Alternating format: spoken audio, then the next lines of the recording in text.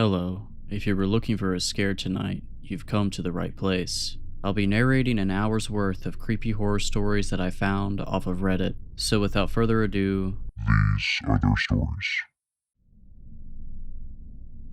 I was 17 years old at the time this happened. I went to this youth church event and it was supposed to be like prom, since the country I live in don't have events like that. Some people showed up with dates, but my girls and I decided to show up together. There were a lot of people in the event, some I didn't even recognize. Later into the night, a man asked me to slow dance. I didn't know him, but I knew he was new at our church, so as to be polite I said yes. As he ushered me into the dance floor, he introduced himself. Let's call him Caleb for this story. I noticed he had an accent, and I brought it up in conversation, and he said that he grew up in the UK. Throughout the dance we talked and got to know each other a bit. I remember thinking that he was a pretty sweet guy. He told me that he was invited to the event and didn't really know anyone, and that he just moved for work and was in his 20s. I forgot his actual age. Immediately I was kind of weirded out by the age gap, but decided not to think too much about it. This was all just a friendly interaction. After the song finished, he asked if we could dance again. I made an excuse that I needed to grab a drink and freshen up. He said that he was willing to grab me a drink while I went to the washroom. I hesitantly agreed and made my way to the washroom. I stayed in the washroom for one song, hoping that he would get tired of waiting for me, but when I got back to the event, he was sitting at my table. I could tell he was looking for me in the crowd, and when his eyes landed on me, he smiled and beckoned me over. In that moment, I remember thinking to myself that maybe he needed company since he didn't know anyone at the event. I sat beside him and he gave me the drink he got for me. I did not drink it. He asked again if I wanted to dance, but this time I said no and said that I was tired. He didn't leave the table though, but stayed to talk with me. At this point, I just wanted to get out of the conversation, be away from him. I told him that I was going to go talk to my friend in the other table. I told my friend what was going on, and I stayed at her table until the guy left. For the rest of the night, I didn't see him and thought that was the end of that. I worked at a women's clothing store in a mall. After school, I usually would have a closing shift, 3 shifts a week. I went to clock in and a coworker of mine told me that a man was looking for me and that I just missed him. I thought nothing of it and thought maybe it was just a friend of mine or a family member. Next shift it happened again, and I asked my coworker what he looked like, and they described Caleb to me. How did he know I worked there? I was shocked, and it became even creepier when it happened again on my next shift. It had been almost a week and I was just glad we kept missing each other, but I figured my luck ran out when I saw him waiting by the door to the store as I was coming in for my shift. He greeted me and told me that he had been wanting to talk to me. I asked him why, and he said he wanted to take me out on a date. I have never been on a date before, and I honestly didn't want my first one to be with him, so I said no. He then asked if he could just buy me food at the food court for my break. At this point, I was getting the feeling that he didn't want to take no for an answer. I figured that it was a public place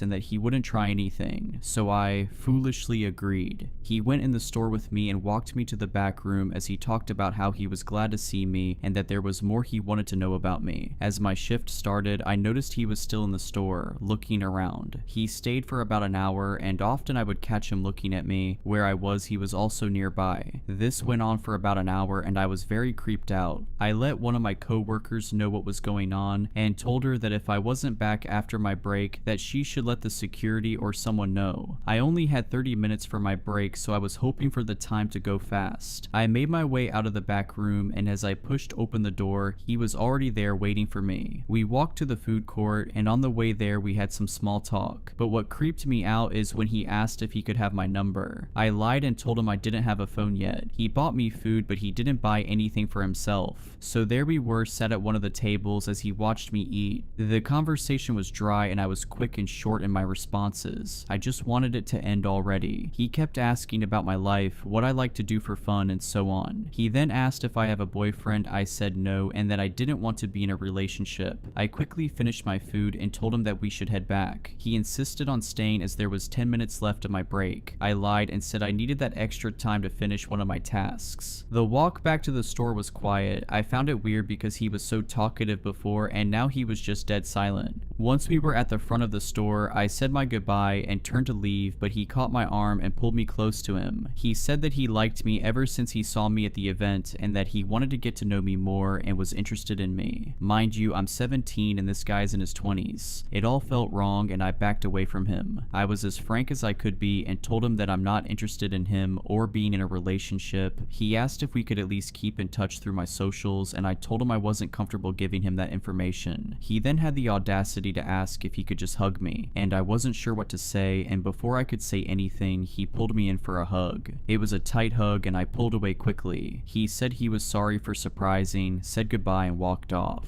After that incident, I didn't see him at the store. I did see him a couple of times at church and he would smile at me and try to talk to me, but I would always try to avoid him. He then stopped coming to church and I never saw him again. So to the creepy guy who liked me, let's not meet ever again.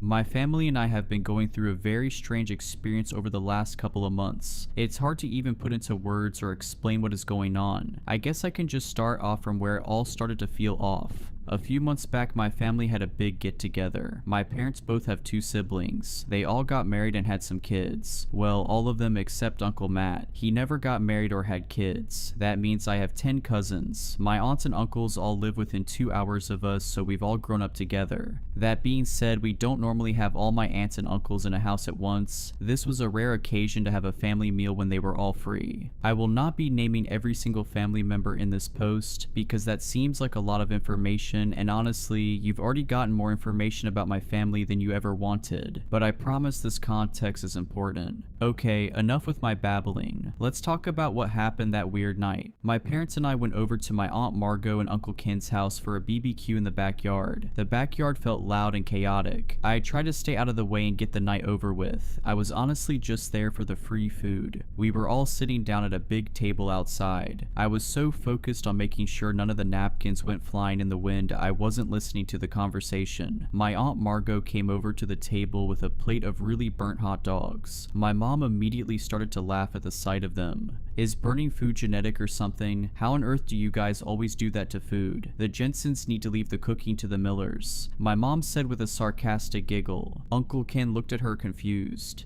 What are you on about, Liz? Uncle Ken snapped back. I mean, Margot burnt the hot dogs, and Matt always burns food when he cooks. Remember, we had to ban him for months from cooking because we had to order takeout like 3 times in a row. Everyone at the table laughed, recalling their memories. Sighs of recollection bounced back and forth from person to person when my dad spoke up in Aunt Margot's defense. Honey, what are you talking about? Matt is your brother. I really shouldn't have to remind you of that. My mom rolled her eyes in response to my dad. I spoke up because I was suddenly confused about which side of the family Uncle Matt was actually on. You would think I would naturally just know that, but all my aunts and uncles act like siblings and call each other their siblings. My grandparents often refer to their son, daughter-in-laws as just their kids, so it isn't something I always think about. Wait, I'm confused. Whose side is Uncle Matt on? What is the joke? I don't get it, I asked, but was only met with a laugh from all the parents at the table. I finally got an answer from my mom following the silence of the joke that somehow went over my head. Don't be silly, baby. Matt is your dad's brother. As the words left her mouth, half the table looked confused.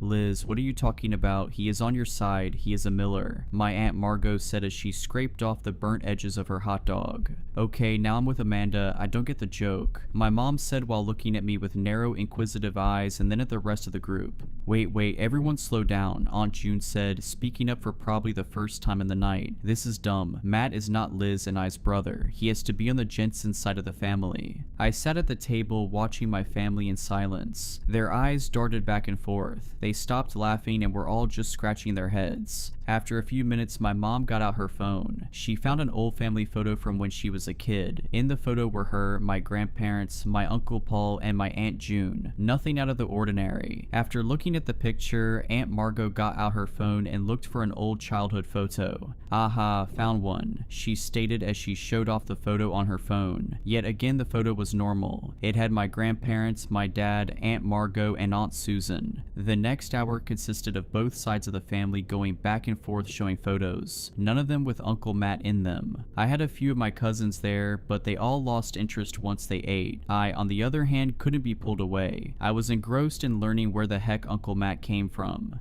They kept talking back and forth. They figured maybe he wasn't anyone's sibling. Maybe he was related by marriage or a second cousin twice removed that I just called Uncle Matt because that was the easiest thing to call him. We all have a relative like that, right? I know an easy solution you might be thinking of is to just call him up. That's also what I said, but he was working and they didn't want to interrupt him, but guess what? I needed answers, so I decided to call him. However, when I looked at my phone, I couldn't find him in my contacts. I looked through it multiple times. I remember texting him about something a few days back, so he should have been in my text history. Still nothing. After being weirded out by his contact being gone, I mentioned out loud that someone should call him, regardless of him being at work. No one agreed with me, but once I told them his contact was missing from my phone, they all got curious and looked to see if he was missing for them too. We were all in shock to find him missing from all our phones. The family started to dig through their camera rolls and any digital libraries they had to try and find any photo of him. Uncle Andrew thought he had a photo of the back of him, but we soon found that we all remembered him looking differently. Uncle Andrew showed a picture of the back of a bald man who looked pretty tall. Aunt June called him crazy and recalled him having long curly red hair. It wasn't like we hadn't seen him in a year or that he was some kind of distant memory. I saw the guy last week. He came over to my house to help me with some homework, and I can tell you he didn't have red hair or no hair at all. He was, well, shoot, I can't remember what he looked like now that I think about it. It was safe to say we were all creeped out. As the sun went down and it got chilly out, the group moved inside. Normally, this is when everyone would go home, but I saw Aunt Margot start a pot of coffee. It was going to be a long night. The air was tense and full of unease. None of the adults wanted to go home until they had answers. I could tell the adults wanted to talk more but didn't want to worry the younger cousins. My older cousin Maddie clearly didn't care about anything that was going on. She just wanted to sleep. We convinced her to take my 3 young cousins into the basement so they could all get some sleep, but not me. I was invested. Uncle Matt and I are close. We see each other all the time. How could I not have a shred of evidence that he even existed? As my cousins shuffled downstairs, all the adults huddled around a big whiteboard Aunt Margot slapped on the kitchen island. They started to write down everything they could remember. What he looked like, the last time they saw him, memories of him. None of it was coherent. It seemed he was a completely different person in all our memories, even if it was a memory where multiple people were around. One of the only things that we could all agree on was that the Jensens always thought he was on the Millers side of the family and the Millers always thought he was on the Jensen side. My mom recalled a story of Matt and my dad going to a lake to fish, but the hook got stuck on Matt's hat and went flying. My dad told us he remembered my mom telling him the same exact story many times. Everyone had memories of stories where he was on the other side of the family. Soon everyone was on the phone with a new family member trying to tell them the situation and asking what they thought about everything. My aunts and uncles were talking to realities on the phone I didn't know I had. Relatives that probably only met Matt a couple times at best. All I heard was one dead end at a time. No one knew where he came from or where he went. So the big question was, who is Matt? Was he just some random guy who weaseled his way into the family, telling one side of the family one thing and the other side another, or was it something so much worse? As the sun came up that Saturday morning, we were all still scratching our heads. The deeper we got into who Matt was, the more freaked out everyone got. I was honestly surprised they let me stay with him all night long. The more digging everyone did, the farther away we felt. The more rabbit holes we went down, the less real he seemed. We couldn't find any evidence that he ever existed. Some of us searched all over the internet for Matt Jensen or Matt Miller, and a few of us searched for other last names in the family. Of course, it was kind of hard to know who we were looking for given we didn't know what he really looked like. After hours of discussion, we compiled a list of attributes that never wavered about Uncle Matt. He was a man, he never had a mustache, he was tall, he was bad at math, and he loved Jim Carrey movies. That might seem like a random grouping of facts, but that's because it was. We couldn't even remember where his house was. Some of us completely forgot and others remembered different houses. It didn't matter. We weren't going to start knocking on doors to find a man we were concerned never existed. We started to believe that as soon as we began to question who he was, he just simply started to fade away into nothingness, like it was some kind of self-destructive on his own consciousness. It was around 9 in the morning when people started to fall asleep on couches. The night before started with everyone being determined and saying the night wouldn't end until we found Uncle Matt, but here we all were, exhausted and with little to no answers. It felt like accepting defeat by napping on the couch, but we couldn't do much else. At 11 in the morning, we all woke up to the sound of my cousins playing in the next room over. We all sat up and rubbed our eyes. You could practically see the gears turning in everyone's heads as they woke up from their stupors. I could tell when they realized their memories actually happened and it wasn't just a weird fever dream. My Aunt Margot stumbled to the kitchen while yawning and started to dig in the pantry for something substantial the kids could all eat. It was clear they had already raided the cookie stash. As the adults had a quiet conversation, we heard something come from my cousin Cass that made us freeze. Yeah, remember last night when Uncle Matt gave us all those cookies? It was so much fun, my small cousin said with a hop and a skip.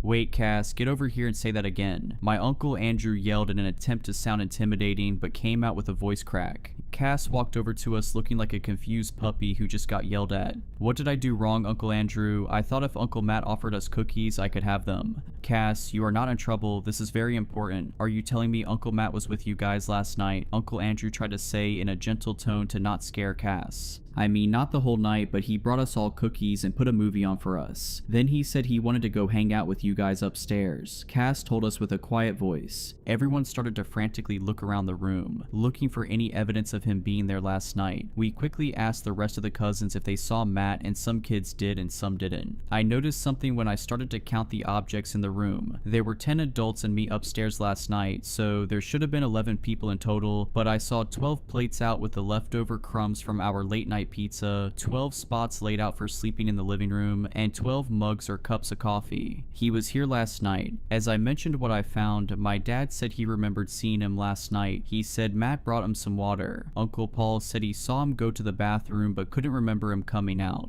They mentioned how it felt like it never actually happened, but he managed to place the memory in them after the fact. How else would they see Uncle Matt right in front of them and not realize what was happening? I had a strange feeling that started to bubble up. I felt uneasy and restless. Wait, something is off here, I said loudly to the room. Everyone line up on the wall, I want to try something. For a second they all looked at me confused. They normally wouldn't let me boss them around like that, but they were desperate and tired. All the adults lined up against the wall. As I walked by then, I counted out loud. Something strange happened. I counted 12 people, including me. None of the kids were lined up. I wasn't counting myself twice. There was an extra person. Uncle Matt wasn't just here last night. He was with us in the room at that moment. Other members of the family even tried to count. We did it over and over again, even adding one of the kids to the mix, but every single time there was one extra person, but we still couldn't see him. How was he hiding in plain sight? Everyone ended up leaving my Aunt Margot's house that afternoon. We were all still extremely creeped out about the whole thing, but what could we do about it? Not much. It's not like Uncle Matt ever did anything violent. Mostly normal behavior, except for a few memories of him that were kinda weird. One of us remembered seeing him in the kitchen, stacking and unstacking bowls for hours. Another person remembered him once packing for a vacation, but his suitcase only had trash bags in it. And I have a memory of us sitting in front of a fireplace with him reading the instruction manual to a blender for a bedtime story. At least those were the kind of memories we had in the beginning. As the weeks went on, we started to remember things that got more and more concerning. He showed up in our houses in the middle of the night, or buying us all hammers for Christmas. He once bought hundreds of dollars worth of knives and put them in my dad's car. Once we developed disturbing memories of him, we tried to tell the police. Of course, they couldn't find any evidence of his existence, so they couldn't help us. It didn't help our case that we couldn't even give them a last name. How on earth are they supposed to find a guy based on his name being Matt and no physical features? So who is Uncle Matt? I can say with 100% certainty I have no clue. Is he a man? Is he an entity? Is he a figment of our imaginations? Or is he nothing at all? I don't know, and that's the worst part of all. He seems to always be around at family dinners. Most of the time I count the number of people I end up with an extra person. He feels like a virus, always implanting a memory of himself being around, but in the moment I never see him. It seems to be a family joke at this point, always leaving out an extra plate for him or something. In my opinion, no one is taking the situation seriously. I know he hasn't hurt anyone, but why should we wait for something to happen? I swear I can feel it when he shows up. The hairs on the back of my neck stand up. My family has given up on trying to figure out who or what Uncle Uncle Matt is, but I haven't. It feels like they have all just forgotten the disturbing memories of him. I swear the deeper I dig to find him, the worse the memories get, like he is rotting and festering in my memories, right before my eyes. I'm starting to think it's his attempt to stop me from looking for him.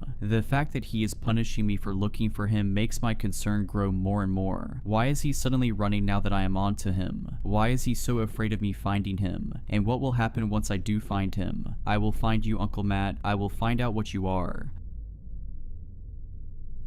I like to think that I take my personal safety very seriously. I don't stand too close to the road while waiting for the walk signal. I have my location shared with my sister and mom. I keep my wits about me when I'm out in public, and I try not to dawdle after getting into my car. If I had only been more diligent about that last rule, I might not be in the situation I'm in now. Early this morning, just after midnight, I was sitting in my parked car outside of my favorite grocery store. I was exhausted from picking up a friend's evening shift, and so I stopped to grab dinner on my way home from work. The store is in an isolated part of town, but I had never felt unsafe in the area. Then again, I'd never been so late at night. The second I exited the store with my purchase, the old cashier closed up shop for the night and turned off all the lights in the building. For some reason, I did something I never do. I started eating in my car. As a precaution, I try not to linger in isolated parking lots, especially as a young woman who often has to run errands after dark. Maybe it was the hunger, or maybe the fact that, due to a recent breakup, my house hasn't felt all that welcoming in the past few weeks. In any case, I was in no rush to return home. I pulled up an episode of The Terror on my phone and settled in to eat. I enjoyed a few minutes of blissful peace and quiet before a shout pierced through the night. I looked up from my phone and was surprised to find a woman standing in front of my car, waving her arms at me. My car was parked right in front of the store, facing towards the building, and there was only a thin sidewalk separating my vehicle from the store's exterior. I hadn't seen her coming at all. It was like she had emerged from the brick wall before me. She rounded my car, coming to a stop beside the driver's side window. She then started pointing at the ground, the universal signal for roll your window down. Fat chance, I thought. Though she looked sane and kempt, I had no clue what her intentions were. In fact, I felt pretty vindicated in always locking my car doors immediately after entering. The woman, perhaps seeing I was making no move to exit my vehicle, then told me something no one wants to hear. "Hey," she shouted, "there's someone in your back seat." My mouth went dry. Time seemed to slow as 1,000 horror movie scenes raced through my head. I could almost feel the piano wire digging into my neck, the barrel pressing into my temple. I undid my seatbelt and prepared to launch myself out of the car. Now that the intruder knew I was aware of their presence, would I even have enough time to run? With one hand on the door handle, I stole a glance into the rearview mirror and saw no one. My car is a compact hatchback, meaning there is very little room for a person to hide in my cabin. Even in my exhausted state, I would have noticed someone upon looking into the mirror. My terror fading to confusion, I turned around in my seat, surveying the cabin with my own eyes, and confirmed that there was no one in my back seat. Click. When I turned back around, the woman had taken another step closer to my car. Her body was barely a foot from my door, and her fingers were wrapped around the handle. There were a few more deep clicks as she tried unsuccessfully to open the locked door. I raised my gaze, and she gave me an odd smile, as though she and I were sharing a private joke. For the first time, using the faint glow of the street lamp, I took a closer look at the woman's face. Her skin was stretched tightly across her skull, making her thin mouth and nostrils appear as though they'd been cut onto her. Her eyes were deep set and ovate, and her teeth seemed both too small and too numerous. I allowed myself a brief moment to gawk at the face before me, and then I threw my car into reverse and hightailed it out of the lot. For a few disheartening seconds, the woman held onto the door, keeping in step with my vehicle as I backed up. Luckily, she soon let go and I drove away, my mind racing with the realization that the woman was trying to bait me out of my car. Even more disturbing was the fact that it had almost worked. I wondered if she had others with her that I simply hadn't seen, and what she had wanted from me. I hoped I had narrowly escaped a robbery as opposed to something much more sinister. I got back to my house 20 minutes later. Still shaken from my encounter, I rushed inside the house and made sure that all of my doors and windows were locked. My exhaustion did little little to soothe my nerves. My mind played tricks on me as I got ready for bed, conjuring up flashes of the woman's face in the dark corners of my house. Once I finally fell asleep, my fears followed me from the waking world. I had a long, vivid nightmare, most of which I've either forgotten or is irrelevant to this account. All I know is that when I jolted awake some hours later, it was to the sound of a frantic banging on my front door. I sat up in bed, unsure if I was still dreaming or not. My alarm clock read 4:17. It was far too early for someone to be knocking on my door unless there was some kind of emergency, which, given the forcefulness of the knocks, there may have been. Slowly, I rose from my bed and inched towards the entryway. I had never before been in such a situation and was at somewhat of a loss as to how to react. I didn't smell a fire, thankfully, but that didn't mean all was well. Suddenly, I heard a man's voice calling out my name in a questioning tone. It sounded vaguely familiar, but I couldn't immediately place it. "Who is it?" I called back. "Brian," answered the disembodied voice, and relief washed over me. My neighbor Brian lived in the house across the street. We weren't close exactly, but I often saw him walking down the block with his dog Bailey. I turned on the entryway light, but as I was still in my sleepwear, I didn't want to open the door unless I had to. Instead, I called back to him. "What's the matter?" "Well," he began. I heard his voice crack and he cleared his throat. "Do you have someone over right now?" "What?" I asked, my heart skipping a beat. "No, I don't. Why do you ask?" "Well, the dog had to go out, and while I was in the yard with him, I thought I saw someone in your front window. Someone who didn't look quite right."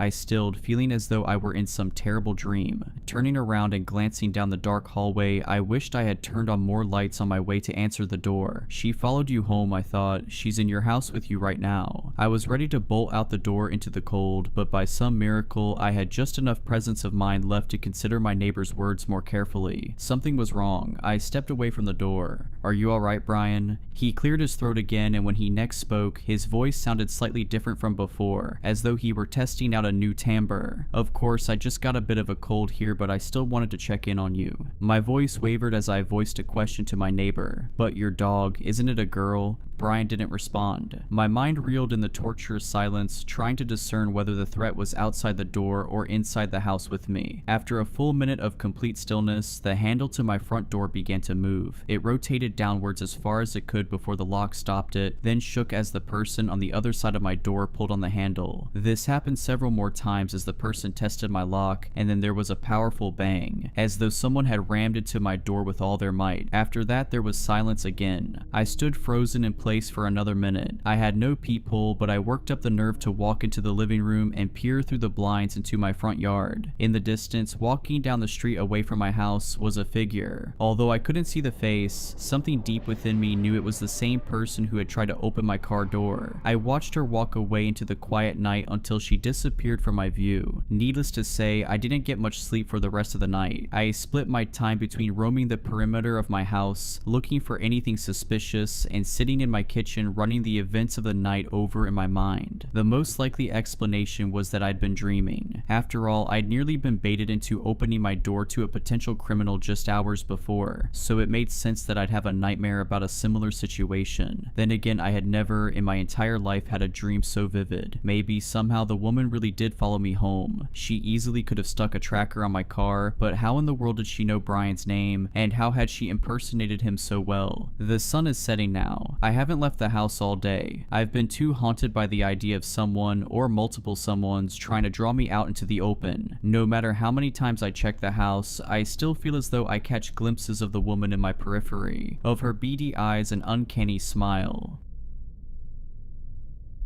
So to set the scene, I'm a female. I'm 22 and literally weeks from graduating from college and getting my bachelor's in theater arts. I only have a quarter credit left to get, so I'm doing work in the theater department's costume shop to get that credit. It's not anything too hard. I know how to both hand sew and use a sewing machine, so I've spent time doing both things and mending and adjusting garments for actors. The show is a musical and there are some pretty intricate costumes, so I was excited to help out to get that final bit of credit and graduate graduate. The costume shop opened for weekend hours at around noon, but I stayed up late on Friday night, so I woke up around 1. I got dressed and went to the costume shop as quick as I could since I wanted to get all the hours possible. Nothing was out of the ordinary, but as I was approaching the theater building, something caught my eye. There was this guy standing off to the side of the front entrance. The front entrance is pretty open. It's this set of pillars and then 3 sets of glass doors that are led up to by a set of steps. The building is an old one with an addition attached, that one containing the actual theater, while the older building contains mainly classrooms. But this entrance is closest to the way I usually use to get backstage and into the costume shop. Anyway, the guy was kind of leaning against the stone side of the staircase. What caught my attention is that I go to school on a very small campus, so usually when I see someone, I recognize their face, even if I don't know their name. I didn't recognize this guy at all. Physically, he wasn't overly weird looking, maybe a little disheveled. His hair was kinda greasy, and he had on a t-shirt and some tattered jeans. He looked college-aged, same as me. But what was even weirder was that he was wearing this heavy winter parka, even though it was nearing 65 degrees, as well as snow boots. We made eye contact, and nothing immediately skeeved me out. I'm an awkward person, so I just kind of gave a polite nod and a smile. I think that was my first mistake. He didn't smile back. In fact, his eyes followed me as I walked up the stairs and into the building. Super weird, but okay. My campus has some weirdos on it. I've found that my school in particular seems to attract them, but I'm a senior, and I was pretty sure I had all of the weirdos pretty much cataloged. Parka guy was not among my mental catalog of campus oddities. I got down to the costume shop, and I must have looked troubled because the person who was already down there, someone I know on a somewhat personal level, greeted me, then asked if something was wrong. I told them about the guy, which somewhat amused them, and we speculated on who he could be for a while before they went up to check. Apparently though, he was gone, as I was told when they got back. I worked on sewing literal halved beach balls onto bikini tops. The show is a funky one, and listened to a podcast. I got there at 1 and it was around 4:30 that the person there with me left, leaving me alone. By this point, I'd moved on from the tops and was sewing some snaps onto the back of a blouse to make it fasten better. I took a break to work on a project due Monday, then got back to sewing. My headphones off this time as it was just me down in the shop. For this next part, I'm going to have to give you a bit of an idea of the layout of the shop. It's in the basement of the building and is a bit hard to get to if you don't know your way around. The room is relatively large. It's sort of shaped like an irregular rectangle, but is separated by the tables set up in the middle of the room with the sewing machines on them. One side is the way in from backstage behind the building's black box theater, as well as the dressing rooms, and then the other side leads out into the sort of hallway that has doors leading into the auditorium, as well as an exit out of the building. If that made any sense at all, I'm glad. That direction also leads to the main costume storage room. But anyway, near where the sewing machine tables is this door that leads outside and into what the costume director refers to as the weird little courtyard. When I was a freshman, I took a class with her, and she warned us not to go out there since the door's locked from the outside. And if we go out there, we won't be able to get back into the building. The courtyard is less of a courtyard and more of some kind of area where a bunch of the building's machinery for like heating and cooling, as well as electrical stuff, is located. It's all fenced in with a chain link fence about 15 feet high, but the door leading out there is one of those doors with a window. In this situation, I was sitting in a chair directly opposite this door, close to the wall across from it, so there was about maybe 20 odd feet of space between me and this door. It was nearing 6, but since the show's dress rehearsal started that Monday, I wanted to get as much done as I could before I finished up and went for dinner. I was working on sewing the snaps onto the shirt when I heard a noise. It startled me, since I'd settled onto the rhythm of my task and listening to what my podcast was talking about, and annoyingly, I dropped my needle. It was still connected to the thread, so it wasn't lost, and I bent to pick it up from where it had fallen to the floor near my feet. It was when I lifted my head from that bent position when I saw the source of the noise. My vision was a little obscured because the space between me and the door was cluttered with a bunch of dress form mannequins that me and the other members of the crew have been using to put costume pieces on, so it was more that I saw the door's window wasn't empty anymore. I shifted to the side a little to get a better look, and there, at the door leading out into the maintenance courtyard, was Parka Guy. The noise I heard had been him trying to open the door. I have no idea how he got in there. That door's the only way into that courtyard, so I can only assume he somehow scaled a 15-foot fence. I froze like a deer in the headlights, and for a moment it was just still as he stared at me and I stared at at him. His face was expressionless, and it was as he continued to stare at me that I began to realize that this entire situation was wrong. I sort of settled back into my chair, not sure what to do, and it was in this handful of seconds that Parka guy started trying the door again. It was, as I said before, locked, so he wasn't able to open it, thank God. It's puzzling to me now that he didn't just come in through the main entrance, as none of the doors leading down to the costume studio were locked, but maybe he tried that because, like I said, the studio's a little tricky to locate if you don't know your way around the building. The only conclusion I could come to is that he tried what I mentioned above, couldn't find me, and then while wandering around the building saw me through that door through the chain link fence and proceeded to scale it. It was at that point that I began to get scared. The door leading into the studio was to my left, and on instinct I got up to close it since it locks from the inside and you need a key to reopen it. It was as I was moving to close that door that the guy began to pound on the courtyard door. I don't know why my first instinct was to hide instead of opening the door I just closed and booking it, but I went into the small fabric storage room directly behind me, shut the door, and called campus safety. I'm not really sure why I called them and not the police, but that's what I did. I don't know, people make decisions like that when they're scared. By the time campus safety came to investigate, which was pretty fast since I was clearly terrified on the phone, the guy was gone. I don't know how he scaled the fence again in the time it took them to arrive, but he was gone. Campus safety escorted me back to my dorm and even went over to the dining hall to pick me up some dinner since I was very shaken, which I appreciated a lot. A while later, an officer came to take my statement since Campo called them, but as you can imagine, there wasn't much they could do apart from keep an eye out for this guy. I still have no idea who he was or why he was on campus, but it couldn't have been for a good reason. So Parka guy who tried to break into the costume shop to do God knows what to me, let's not ever meet again.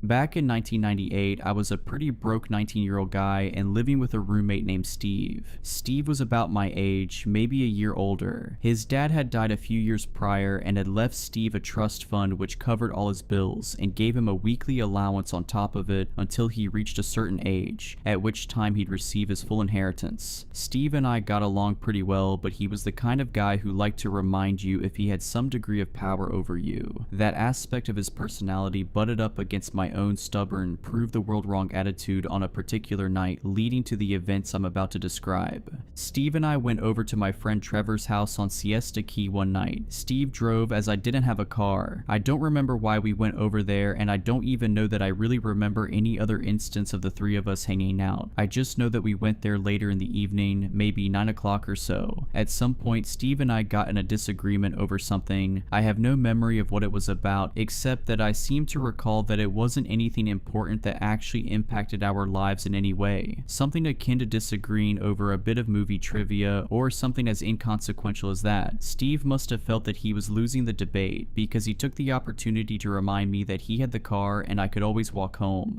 Now, there are a few things to note here. First, home would be a 13-mile walk. I could not have told you that at the time, but I just looked it up for this telling. Second, we were at my best friend's house. I had stayed over there countless times and absolutely could have that night. Third, my best friend also had a car and would likely have given me a ride. So Steve's threat was completely empty, whether he realized it or not. But what was important to me at that moment was that Steve, the trust fund brat, wanted to exert control over me because his ego was bruised, and I was a stubborn hothead who would absolutely not stand for that stuff. So I silently decided that I would walk home just to spite him and show him that I wouldn't be intimidated. So a bit later, under the pretense of going to use the restroom, I left the room and quietly left the house and started the 13-mile walk home. I should note that, while I knew this was a long walk, I didn't quite understand how long it was. But it didn't matter. I needed to prove my independence. It was probably 11 p.m. or so when I left the house. I anticipated that they'd come looking for me when they discovered that I had left, so I tried to stay off the main path as best I could, determined to make the whole walk in order to make my point. This may be a good place to remind you that this is 1998 and a good 2 or 3 years before I got my first cell phone. The first hour and a half went by without incident. I made my way all the way to downtown Sarasota. The more direct route would have been to follow the main road along the waterfront, but I cut through downtown still looking to avoid Steve spotting me on his way back home. This is an area I was super comfortable with. I'd spent most of my childhood in the area and, especially in my teen years, had explored every nook and cranny of the downtown area. It was also a pretty affluent area, full of high-rise high-rise condos that look out over the Gulf of Mexico and known for theater, opera, and art galleries. As such, even past midnight, it didn't feel menacing at all, just quiet and empty. The path I'd chosen through downtown went along Pineapple Avenue, which was mostly art galleries and upscale shops. As I walked along, I saw a red hatchback sitting in the middle of the road, just a little way past an intersection up ahead of me. I noticed it had no license plate, but didn't think too much of it. I figured it was a tag applied for kind of situation. As I got nearer, the car remained stopped. The interior light was on, and I could see there were 3 or 4 guys in there. The interior light being on made me assume they were looking at a map or something, though I couldn't make out the inside of the car well enough to see anything more than the general shapes of the people. As I crossed the small intersection maybe 30 or 40 feet away from the car now, I suddenly got a really uneasy feeling. I don't know if the car was still for just too long or the figures inside too still or what. I just suddenly got to feeling very ill at ease. So instead of continuing on, I casually turned down the left side street, and as soon as the corner of the building blocked me from their view, I bolted. This was a spot where a small access road ran behind these buildings and then connected to an alley, and then another very thin alley that ran alongside a church and ended back on Pineapple Avenue, right where the red car was. I ran this sequence of alleys and popped out just in time to see the rear end of the car vanish down the side street I had run down. At this point, I wasn't scared at all. I had the idea that the guys in that car had something unpleasant in mind for me, but I knew well that I had given them the shake. There's no way in hell that they'd expect me to be back where they started. If they were looking for me, it was going to be elsewhere. So I continued along, feeling smug. After 10 or 15 minutes, I pretty much had to get out on the main road, because the alternative was walking through a seedy neighborhood that I wasn't nearly as confident about as I was downtown. As I approached the first big intersection along that main road, I saw the red car again up ahead, noticeable by the lack of license plate. I kinda grinned to myself about having foiled them. On this big road, there were some other cars here and there even at this late hour, so I felt less isolated and more at ease. Until I saw the car slow to a crawl, despite not being anywhere near the light yet. Suddenly, I found myself wondering if they might have spotted me again, so I decided to just cross to the other side of the street. It's a US highway, so it's several lanes wide, with a median down the center. Being on the other side would put me a fair distance from them, but when I got to the other side, that's when I realized I was in actual danger. This red hatchback suddenly sped up, racing to the intersection ahead and zipped over into the left lane, where it banged a tire-screeching U-turn to head back in my direction. Where I had crossed was a nice green space between the History Center and the Garden Club, where a gigantic tree stood. I think it was a banyan, but I could be mistaken. On the other side of that green space was a parking lot, some buildings in the bay. I wasn't familiar enough with what was back there to be able to pull a trick like I had before, so I climbed. I got as high into that tree as I could, as fast as I could. I always dressed in all black back then, so I was pretty confident I'd be nearly impossible to spot, as long as they didn't actually climb up after me. So I got up and nestled into the most hidden spot I could and tried not to make any noise at all. Hiding up in the tree, I was so surrounded by foliage that I couldn't see what was going on. On the plus side, that meant that they were really unlikely to see me. On the other hand, I didn't know what to prepare myself for. So I sat up there, running through scenarios in my head, trying to plan my next move. Even if I hadn't been outnumbered, flight was really my only option. As speedy and scrappy as I was, at 5 feet 3 inches, no fight I put up was likely to do much good. As I sat on that branch trying to plan my next move, my blood ran cold. Any remaining doubt about what was happening, any fleeting hope that I was just being paranoid, flew out the window as I heard car doors open and close, heard footsteps in the grass, and eventually an angry male voice say, "Where is this guy?" followed by a "Look over there, I'll check this area."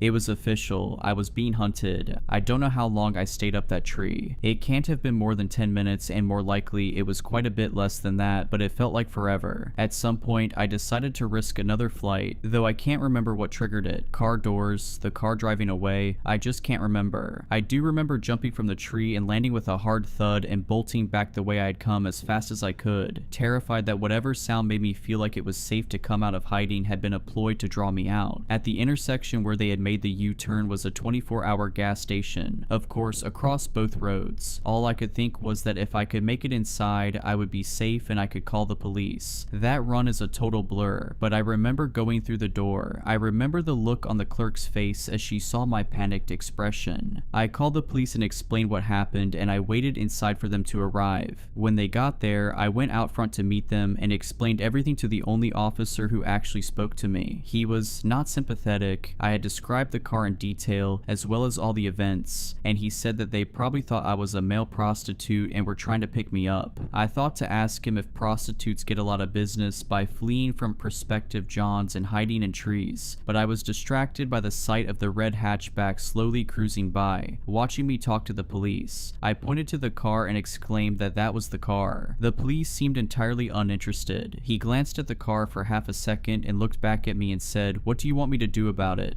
"I don't want to walk anymore," I exclaimed. I'm sure there were better ways I could have articulated that there were people attempting to capture me for unknown nefarious purposes, and that I was in fear of my life should they encounter me on the street again, but "I don't want to walk anymore" was all I was capable of in that moment. The cop pointed to the side of the police car and said, "You see what it says there? It says police, not taxi." His condescending attitude was doing a great job to replace my fear with some of the brash attitude that had gotten me into the situation in the first place. So I replied, "It also says to serve and protect, and I am asking you to protect me because I think I am in danger." He gave a sigh like a teenager asked to do the dishes and told me that he can't take me all the way because I lived in the next town and county over, but that he'd take me to the county line, which is another major intersection along that same main highway. That was still a good 5.5 miles from my house. Again, a number I just looked up for this telling, but got me off the road for almost 3 miles and made it less likely these people would find me again. The cops dropped me off in front of the museum, and I walked another 2 hours or so, looking over my shoulder constantly, ready to run down side streets or jump into bushes if need be. My girlfriend's house was slightly closer than my own, and with the sun now rising, I knew she'd be okay with me stopping in. In the end, I made it safely and never saw that red car again. Almost 30 years later, I still sometimes wonder what might have become of me if they had gotten their hands on me. The determination they showed in pursuing me leads me to believe that nothing I can imagine, no matter how bad, is outside the realm of possibility. So, hunting party in the red hatchback, let's not meet.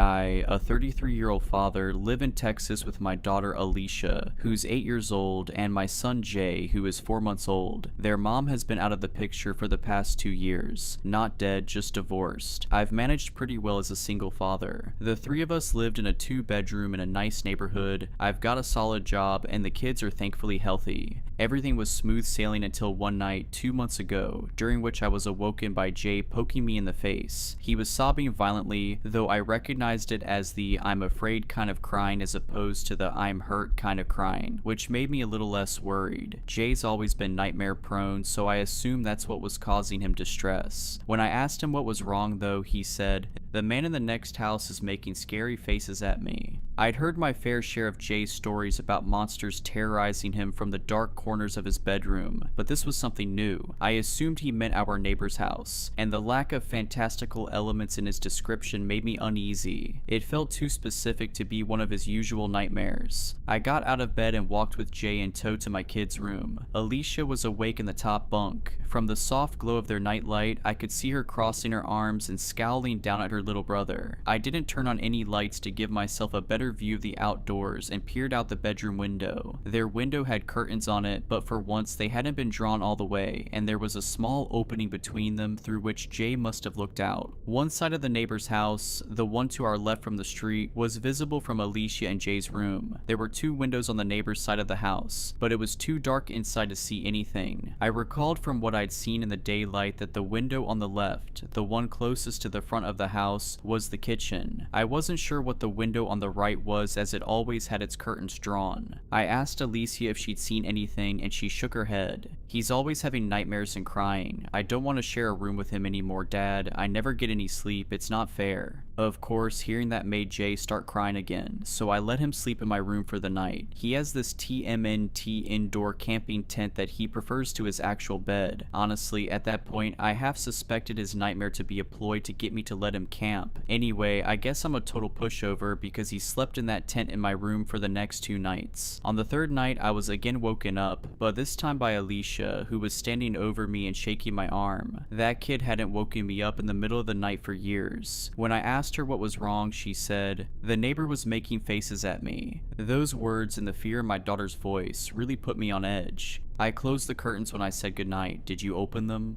Only a little, but it's 'cause I heard a weird noise. What did you hear? Alicia couldn't recall exactly. According to her, she had gotten out of bed to see what was going on, and when she lifted the curtain, she saw a light on in the neighbor's window. The curtains in the back room had been drawn back and our neighbor was standing in his house, right up against the window frame. What was he doing? Alicia thought for a moment and then made an expression I never want to see on my child's face, or anyone else's for that matter, ever again. I won't do it justice by describing it, but it looked something like this. First, she smiled with both sets of teeth, so that there was a little open sliver between the rows, and then she furrowed her eyebrows. She inclined her head towards me and strained the muscles in her neck. The worst part though was what she did with her hands. She held out her left arm, forearm up, then she clenched her right hand into a fist and moved it back and forth rapidly over her forearm. Poor thing described it as playing the violin, but it seemed pretty obvious to me that my neighbor was pantomiming cutting. Disturbed, I told Alicia to stop and to not make either the expression or the gesture again. I was angry and confused. My neighbor, a man in his 40s, was a bit of a recluse, but he had seemed normal enough in the 3 or 4 times I'd spoken to him. I couldn't fathom why he would do something like that to my kids. After asking Alicia a few more questions, I realized that my neighbor might not have done anything technically, or at least legally, wrong. It wasn't against the law to make inappropriate gestures in your own home, but it seemed like he was targeting my kids specifically. Legal or not, I planned to have a little chat with him the following morning. My last question to Alicia was if our neighbor had made any other gestures, and she nodded. Then she started making beckoning, come here motions with both of her hands. I had Alicia sleep in my room for the night as well. I also checked out the window in my kids' room, but like before, I saw nothing. The house was completely dark. The next morning before work and after dropping Alicia and Jay off to school, I spent a good 5 minutes knocking on my neighbor's front door. I figured he was home since his car was in the driveway, but he never answered the door. Eventually, I had to leave for work, and as I was walking away, I turned around quickly to see if he was watching me. He was. I saw him for a split second at the front window before he ducked beneath the sill and out of view. Clearly, the guy had problems. I yelled out to him to stop screwing with us and then left. That same night, I put a plan in motion. While my kids slept in my room, I hung out in theirs. It was a Friday night, and I was ready to pull an all-nighter so that I could catch my neighbor in the act. Although I trusted my kids, I wanted to confirm that there was actually something nefarious going on before I escalated things. I made sure the house was locked up and all the curtains drawn, tucked my kids in, and sat on the floor under the window in their room. At around 9, I started marathoning midnight mass on my phone. I didn't want to wear headphones and miss any strange sounds, so I kept the volume low and mostly read subtitles. At midnight, I started to hear strange sounds. Like Alicia said, it's a bit hard to describe. Best I can do is that it was this low, repeated clicking sound. You know the chuk-chuk sound you make to beckon a horse? It was something like that. All I knew is that the sound was undoubtedly coming from a person. After a few minutes of this, the sound switched to what I think was supposed to be a whistle, but it came out all wrong, like someone sucking breath in through their teeth. The sound was so crisp that the neighbor's window must have been open, which was an unsettling thought given that there was only around 15 feet of space between our houses. Certain that the neighbor was at his window and that this was my best chance to see him, I stood up and pulled the curtain back in one motion. I saw him right away. There was a dim light on in his room, allowing me to see that horrible expression Alicia had made the night prior. It was one thing to see my child's recreation, but it was far more frightening on an adult. His window was indeed open, and his arms were stuck out into the cold night, violently swiping against each other in a grotesque mimicry of cutting. When he saw me and realized that he was looking at another grown man and not some poor child, he stopped his erratic motions. face. His cartoonish grin faded and another, more genuine emotion settled over his features: rage. The man grabbed the window and slammed it shut, then closed the curtains with the same forcefulness. I let my own curtain fall. I was a little shell-shocked, I think. Of course, I was perturbed by the sight of the man, by his face and his movement, and the fact that he'd been doing that for who knows how many nights now in an attempt to frighten my kids. However, another detail stuck out as even more concerning to me, which was the fact that I genuinely wasn't sure if the man I had just seen was my neighbor. I'd seen him so few times in the years I lived in that house, and I was having trouble conjuring up his face. I sat on the floor for a minute, my blood thundering in my ears. I definitely had enough evidence at that point to call the cops, right? Just as I was about to pull out my phone, I heard a tremendous smack against the glass of the bedroom window. After a brief hesitation, I pulled the curtain back again. There were no lights on in the neighbor's house, and there was also no one outside from what I could see. I pulled the curtains back a little further and saw a handprint in the top corner of the window pane. It's worth noting that our house is on a raised foundation and that particular window is very tall, so even though the window is on the first floor, the man outside would have needed an insane vertical to get his hand up there. I pulled out my phone and dialed 911. As I explained the situation to them, I quickly walked around the house to see if I could catch a glimpse of the man. My last stop was my bedroom. Once inside, I locked the doors, and while still on the phone with the operator, I took my handgun out of the safe in my closet. My heart was beating out of my chest, but I knew I had to stay calm, even more so when I saw that Alicia was awake and looking out of the tent at me. I reassured her in as few words as I could, whispering that we were okay, but we had to stay very quiet. I sat on the edge of my bed, my firearm ready and my ears straining. My kid's tent was in the corner, and to the left of the tent, in the middle of the wall and directly across from where I sat, was a window. After what felt like an eternity, I saw something. It was a cloudless night and the moonlight was bright enough that I could see a silhouette through the white curtains. The dark shape was nebulous at first, but became more clear as the man outside stepped closer to the window. Somehow, he knew which room we were in. The silhouette didn't move for several minutes, and I remember being thankful that, from the angle at which she sat, Alicia couldn't see it. Then, something happened that I couldn't entirely wrap my head around. The man stepped back from the glass and raised his arms, making a Y shape with his body and his limbs. Only his arms were far too long. They seemed to be double the length that they should have been, each arm about the same length as his entire body. I thought at first that he was holding something, maybe two pipes that just appeared to be an extension of his limbs, but I could clearly see two hands at the ends of the extremities. I could see 5 fingers on each hand, flopping around slightly as the man brought his arms closer to the window. I stood up and readied myself to shoot, but just then the sounds of sirens pierced the quiet night. The man outside banged his hands against the window one last time, and then it was as if someone had sliced his arms at the elbows. His forearms seemed to shear right off, and the man took off running before they so much as hit the ground. When the police officers announced themselves, I answered the door and explained the situation to them. 2 officers, a man and a woman, asked me a few questions about my neighbor, which I assumed was necessary to establish probable cause for a search. Once finished, they told me to stay inside with the doors locked while they investigated the neighbor's house. I watched them through the window of Alicia and Jay's room. They knocked on the neighbor's door, and when no one answered, they tried the front door handle. I watched the unlocked door swing open. The two looked at one another and then entered. I'm not sure what they found inside that house. All I know is that when they emerged a few moments later, they both looked very disturbed. When I went outside to ask what they had found, the female officer told me simply, "Your neighbor's dead."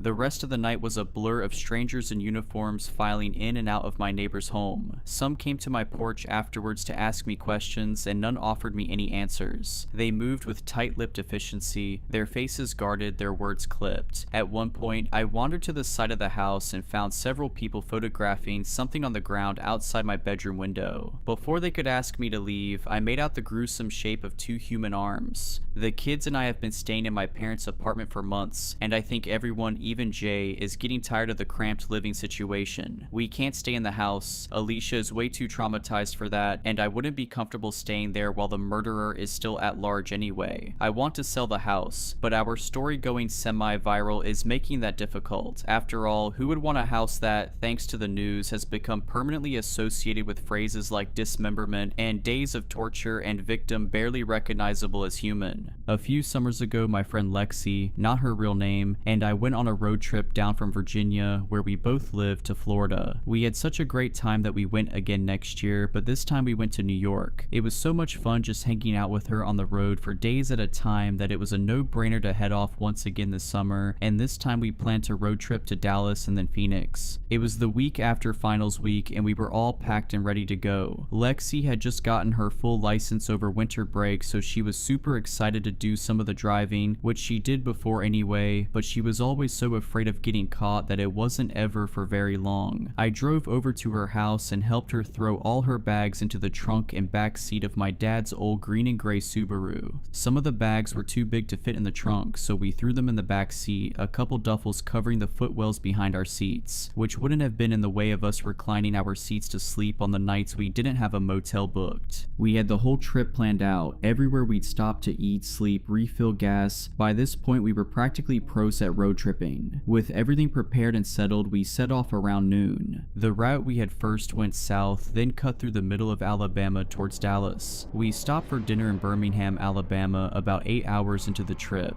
After that we were going to drive the last 3 hours to a city just across the border in Mississippi, but we completely lost track of time, staying at the diner in Birmingham for like 2.5 hours. When we got back on the road, the plan was still to try to make it to the city in Mississippi, but after only an hour, I was afraid to squint too much at the other car's headlights and risk accidentally falling asleep. Lexi was also way too exhausted to drive, and neither of us really loved the idea of stopping in some random town in the middle of nowhere, Alabama, but we also didn't love the idea of getting to Mississippi just a few hours before the sun rose and having to keep driving on less than 5 hours of sleep. So Lexi took out her phone and I parked in the breakdown lane while she looked for nearby motels for us to stay at. There weren't many cars on the road so late at night. It was taking forever for the web pages to load on her phone, so I turned the car off and we sat in the silence of us both being just desperate to find somewhere to sleep. After a while and a few grunts of frustration from Lexi, I was about to suggest we just find somewhere to park and sleep in the car when a pair of headlights pulled into the rearview mirror. An old red truck, one with only the front seats, turned its hazards on and parked right behind us, and I turned to Lexi, expressing the same anxiety I was feeling. My hands were shaking a little when I went to put the keys in the ignition, and we drove away before whoever pulled in behind us could talk to us. I pulled off the interstate at the next exit sign. We don't even remember seeing a sign for the town's name anywhere on the off-ramp, just a pitch black night besides our high beams, and the trees and speed limit signs caught in front of them. The first road off the highway was empty and full of potholes that were felt but unseen. Lexi pointed on the map on her phone to a public park where we could park and sleep for the night. After maybe 20 minutes of trying to navigate the roads of this town without GPS, passing horribly decrepit homes and commercial buildings with faded signs, we finally found the park and parked sideways in the lot. In the headlights, we could make out a terribly run-down swing set, a slide, and a seesaw, all made of old, rotting wood. We made sure the doors were locked and spent the night in the car.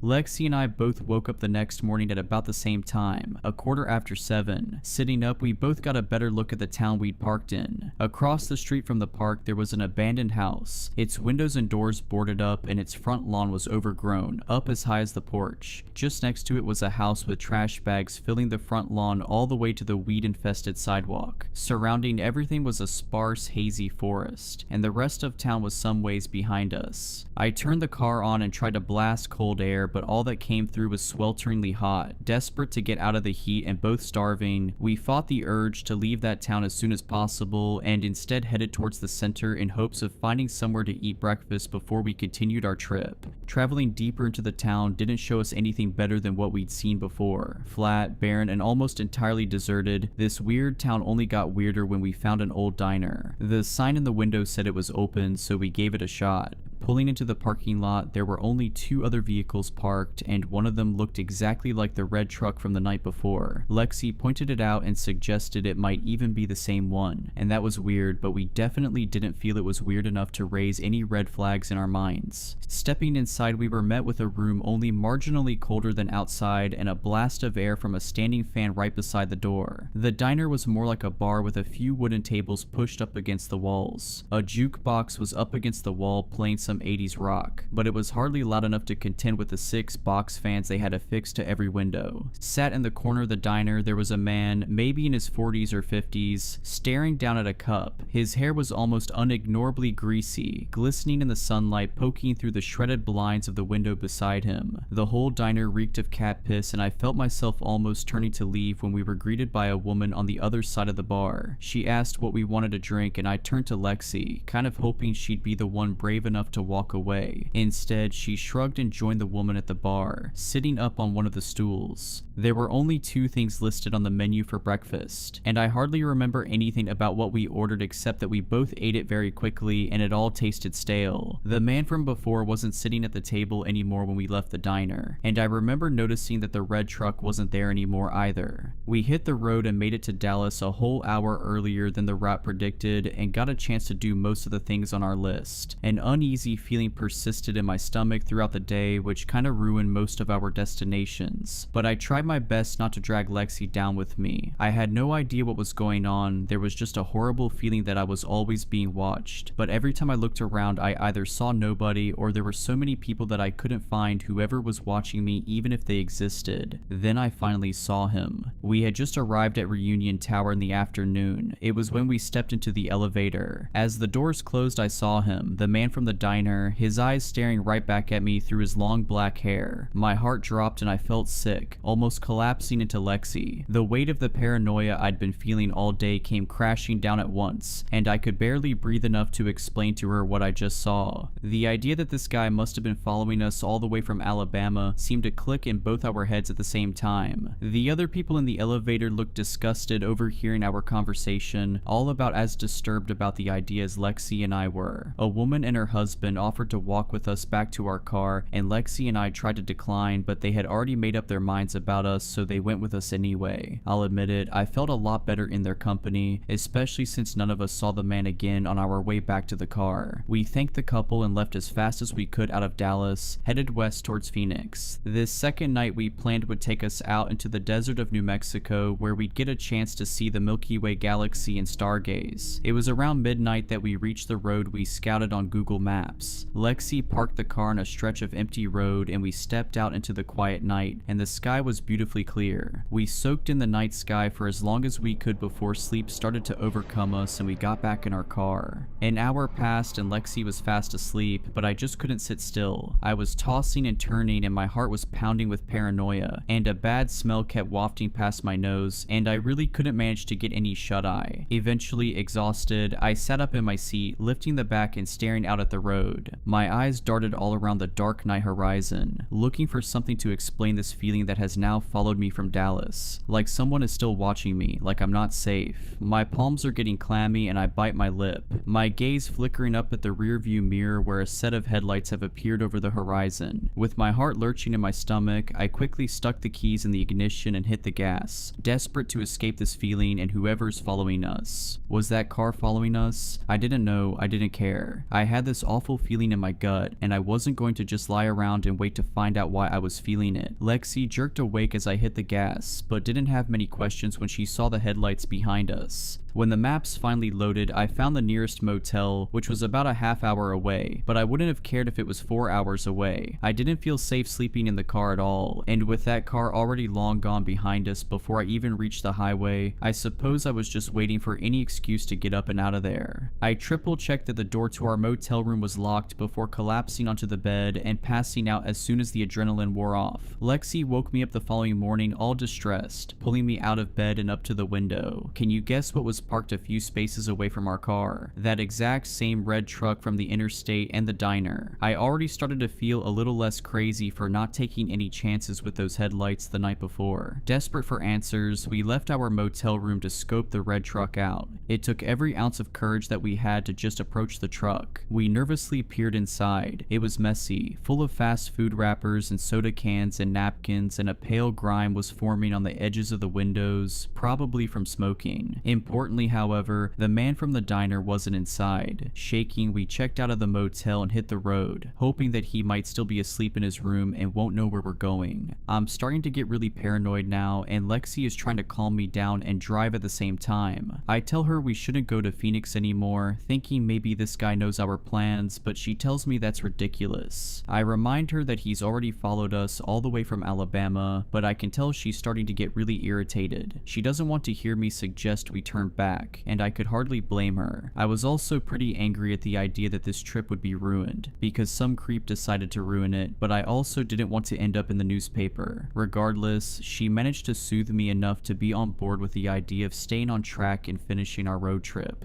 We crossed the state of New Mexico and ended in Phoenix, Arizona at around sunset. Even despite the tensions and stresses we both shared, I think that it would have been impossible for us to both sit in still silence for 10 whole hours. Eventually, we started talking again and getting back into the good vibe that we were seeking in this road trip in the first place. We started to joke about the creepy guy following us, saying we must be drop dead gorgeous for someone to chase us across 5 states. Although each quip had an undertone of discomfort, we were trying really hard to move on and have a good time despite it all. In all the long stretches of empty desert freeway, we didn't see that truck once, and in the way the panic died down as the day went on, we really were starting to enjoy ourselves once more. At one point on the road we were starving, hoping still to make it to Phoenix before the sunset, and also perhaps a bit afraid to stop driving in case that red truck catches back up with us. Lexi told me she had a box of granola bars in her bag in the back seat. I reached back and unzipped it, taking the open box out and bringing it into the front seat. Lexi paused with a weird look on her face and asked if I had opened the box, to which I said I hadn't, and to which she said she must have opened it and forgotten. But with the look on her face, it was clear that she didn't really fully believe herself. Those kept us going until Phoenix, where we stopped at a McDonald's and headed inside for a chance to stretch our legs. We ate fast and left to head to the motel and check in, but when we did, we were told they were completely full. Lexi was starting to lose her mind as we drove around the city trying to find another motel within our price range that wasn't completely occupied. When we eventually found one, we went inside to find one of the beds soaking wet for literally no reason. Full of exhausted anger, she stormed down to the clerk and practically screamed at him. He offered her a new room at no cost, but she just stormed out and back to the car, so I followed her. We got into the hot car and she had a breakdown, sobbing into the steering wheel. I tried to console her, but the truth was I was almost surprised I wasn't crying right there with her. I was able to keep my composure and we switched seats, and I drove us out to find somewhere to sleep in the car for the night. We lied there in the car, the engine half on and AC blasting freezing air to keep the interior habitable, and just grieved our ruined road trip. Try to make the plans up to think of another time this summer we might get a chance to give it another go. Eventually she fell asleep basically mid-sentence and I tried to follow suit. The street lamp a few yards behind the car dimly illuminated the roof of the car as I stared up at it. That terrible smell crept back into my nose, but it lingered instead of wafting past. It was like a mix of vinegar and sewage, and I almost gagged, covering my nose and mouth with the shirt I'd taken off.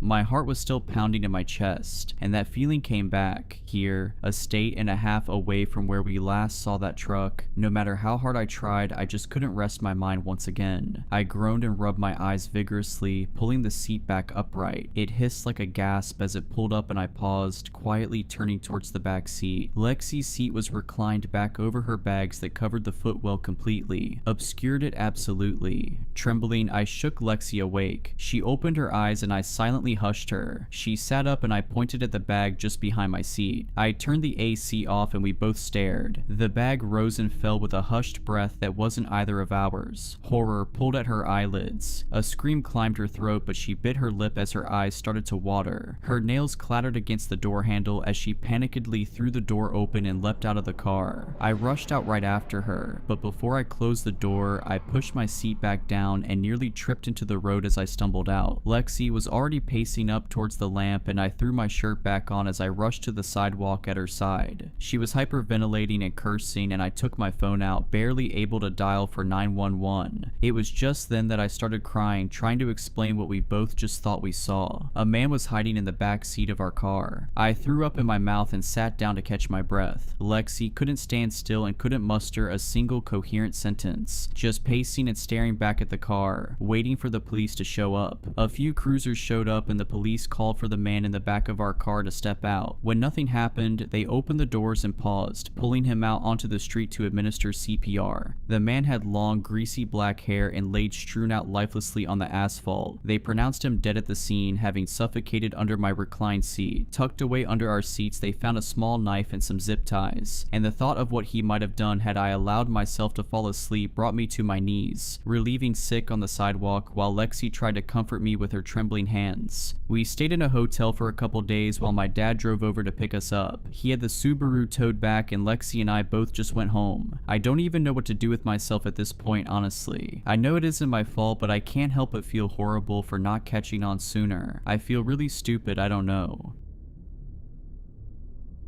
I've been free for exactly 2 days, 12 hours, and 17 minutes. Not that I'm counting, actually that's a lie, I am counting. Every second feels like a miracle and a nightmare simultaneously. Every tick of freedom is weighed down by what I know and what I can't bring myself to tell anyone. 3 years. That's how long I was held in that basement. At least that's what they are estimating at the hospital due to my blood work. Time blurred together in that windowless room, marked only by the steady drip of a leaking pipe and his footsteps on the stairs. That drip, that goddamn drip. Sometimes I would lie awake counting them until I reached thousands, feeling my sanity slip away with each watery pulse. I don't remember who I was before, not anymore. The worst part is knowing that I used to remember. For the first few months of captivity, I clung to my identity like a lifeline. I had a name, I had a home, I had people who loved me, I had a life. But he couldn't stand it when I'd recite these facts to myself in the dark. He'd fly into rages when I'd whisper my real name over and over like a prayer. "You're no one," he'd scream, bringing his fists down on my head, my face, my temples. "You're mine now, nothing else." The doctors at the hospital believe I have severe brain damage from repeated trauma. Scans show old fractures in my skull that healed without medical attention. Dark patches on my brain where blood pooled and scarred. Memory centers damaged beyond repair. Now the police ask questions I can't answer. Did I have family, friends, a job, a home? The only clear memory I have from before is standing outside a Trader Joe's, nearly dropping a paper bag of groceries as one of the handles ripped. It was raining lightly. I remember thinking I should have brought an umbrella. Then a hand clamped over my mouth, a bag over my head, the smell of chemicals, darkness. When I woke up, I was in that room. Concrete walls stained with substances I tried not to identify. A thin mattress on the floor that reeked of mold and worse things. A bucket in the corner that he'd empty only when the stench became unbearable even to him. A single light bulb hanging from the ceiling that he would turn on and off at random intervals, destroying any sense of day or night I might have clung to. The first month I screamed until my vocal cords shredded. I clawed at the door until my fingernails tore off, leaving bloody streaks on the wood. I begged whatever God might be listening to either save me or kill me. Neither happened. He never told me his name. I never saw his face clearly. At least, for the longest time I didn't see his face. Not that finally seeing it helped. I'll explain soon. He always wore a mask when he came down, a plain white medical mask at first, then more elaborate ones as time went on. Sometimes animals, sometimes cartoon characters. The Mickey Mouse one was the worst. He'd wear it on days he decided I needed to be disciplined. I won't describe what that entailed, I can't, not yet, maybe not ever. It was painful, horrific. That cheerful mouse face watching as he told me I was his masterpiece, a true blank canvas, that humans should be grateful for lives that are full of endless opportunities. Once he didn't feed me for 2 weeks, just water. By the end I was hallucinating, seeing shadows dance on the walls. When he finally came down with a plate of cold spaghetti, I wept with gratitude. I kissed his feet. I would have done anything. I did do anything. The strangest part was how routine it all became. The terror never fully subsided, but it evolved into something duller, more manageable. Sometimes he'd bring me books, dog-eared paperbacks with coffee stains and torn covers. Sometimes he'd sit in a folding chair and make me read to him, correcting my pronunciation instantly when I stumbled over words. Sometimes he'd leave a small radio that only picked up static and religious broadcasts. The preacher's voices became as familiar familiar as my own thoughts. When winter came, I could tell from the bone-deep chill that seeped through the concrete. He'd bring down a space heater sometimes, but only if I'd been good. I learned to stop shivering in his presence because it annoyed him. I learned to regulate my body temperature through sheer will. I learned things about survival that no human should know. I stopped asking why. I stopped begging to be released. I stopped speaking altogether around the 2-year mark. What was the point? The silence became my armor. He hated it. He'd scream at me, shake me, try anything to make me talk. But I'd retreated so far inside myself by then that my body was just an empty shell. Sometimes I would watch him from somewhere above, like I was floating near the ceiling, observing this broken girl with matted hair and skin stretched tight over protruding bones. The worst times were when he was kind, when he'd bring me a warm blanket, when he'd clean the infected cuts on my legs with surprising gentleness, when he'd read to me as I drifted off to sleep. Those moments confused me, made me question everything. Stockholm Syndrome, the hospital psychologist called it later. I call it hell. Then, 2 days ago, he came down the stairs without his usual measured steps. He was rushing, frantic, no mask this time, and his face, I know he wasn't wearing a mask and it was human skin, but no eyes, no mouth or hair, no ears or nose,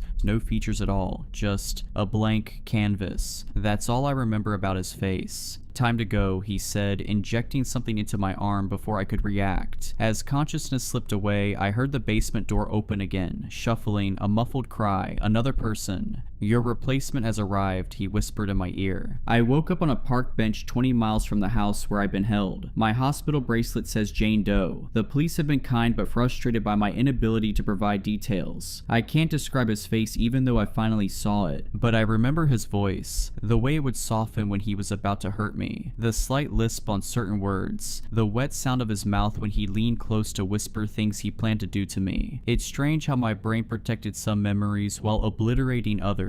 The neurologist explained that severe, repeated head trauma can create a patchwork of memory loss. Your brain sacrificed your identity to preserve your survival instincts, she told me. Sometimes I still feel the phantom pain of those blows, the ringing in my ears that wouldn't stop for days, the world tilting as I tried to hold on to who I was before everything went dark. And last night, as a nurse was checking my vitals, I heard a news report on the small television in my hospital room. A 19-year-old girl had gone missing outside a Trader Joe's, one town over from where we are now. I should tell the police everything I know. I should help them find her. I should be doing something, anything. But I can't. I physically can't, because as he was preparing to release me after I'd heard those muffled cries from upstairs, unmistakably female, young, terrified, he grabbed my face with one gloved hand, squeezing until I thought my jaw would break. Listen carefully, he whispered, his breath hot against my ear. You're going to leave here, you're going to stay quiet. If I see one police sketch, if I hear one whisper that you're helping them find me, I will cut her throat while playing a recording of your voice. She'll die believing you killed her. He showed me a phone then, replaying snippets of my voice he'd recorded over the years. My pleas, my screams, even my reading voice from those bizarre sessions where he'd make me read aloud from classic novels for hours until my throat was raw.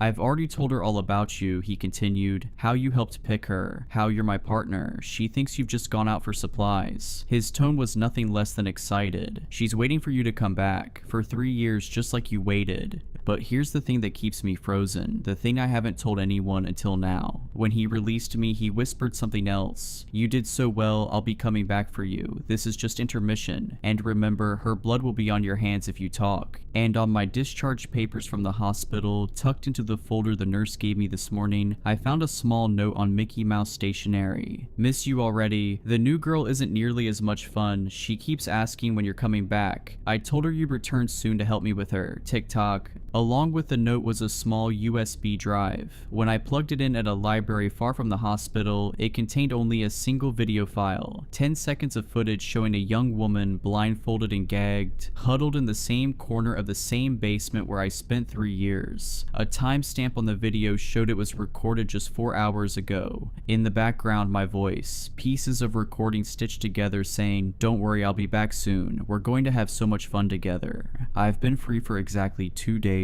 12 hours and 23 minutes, but I know I'm still not free at all, and neither is she.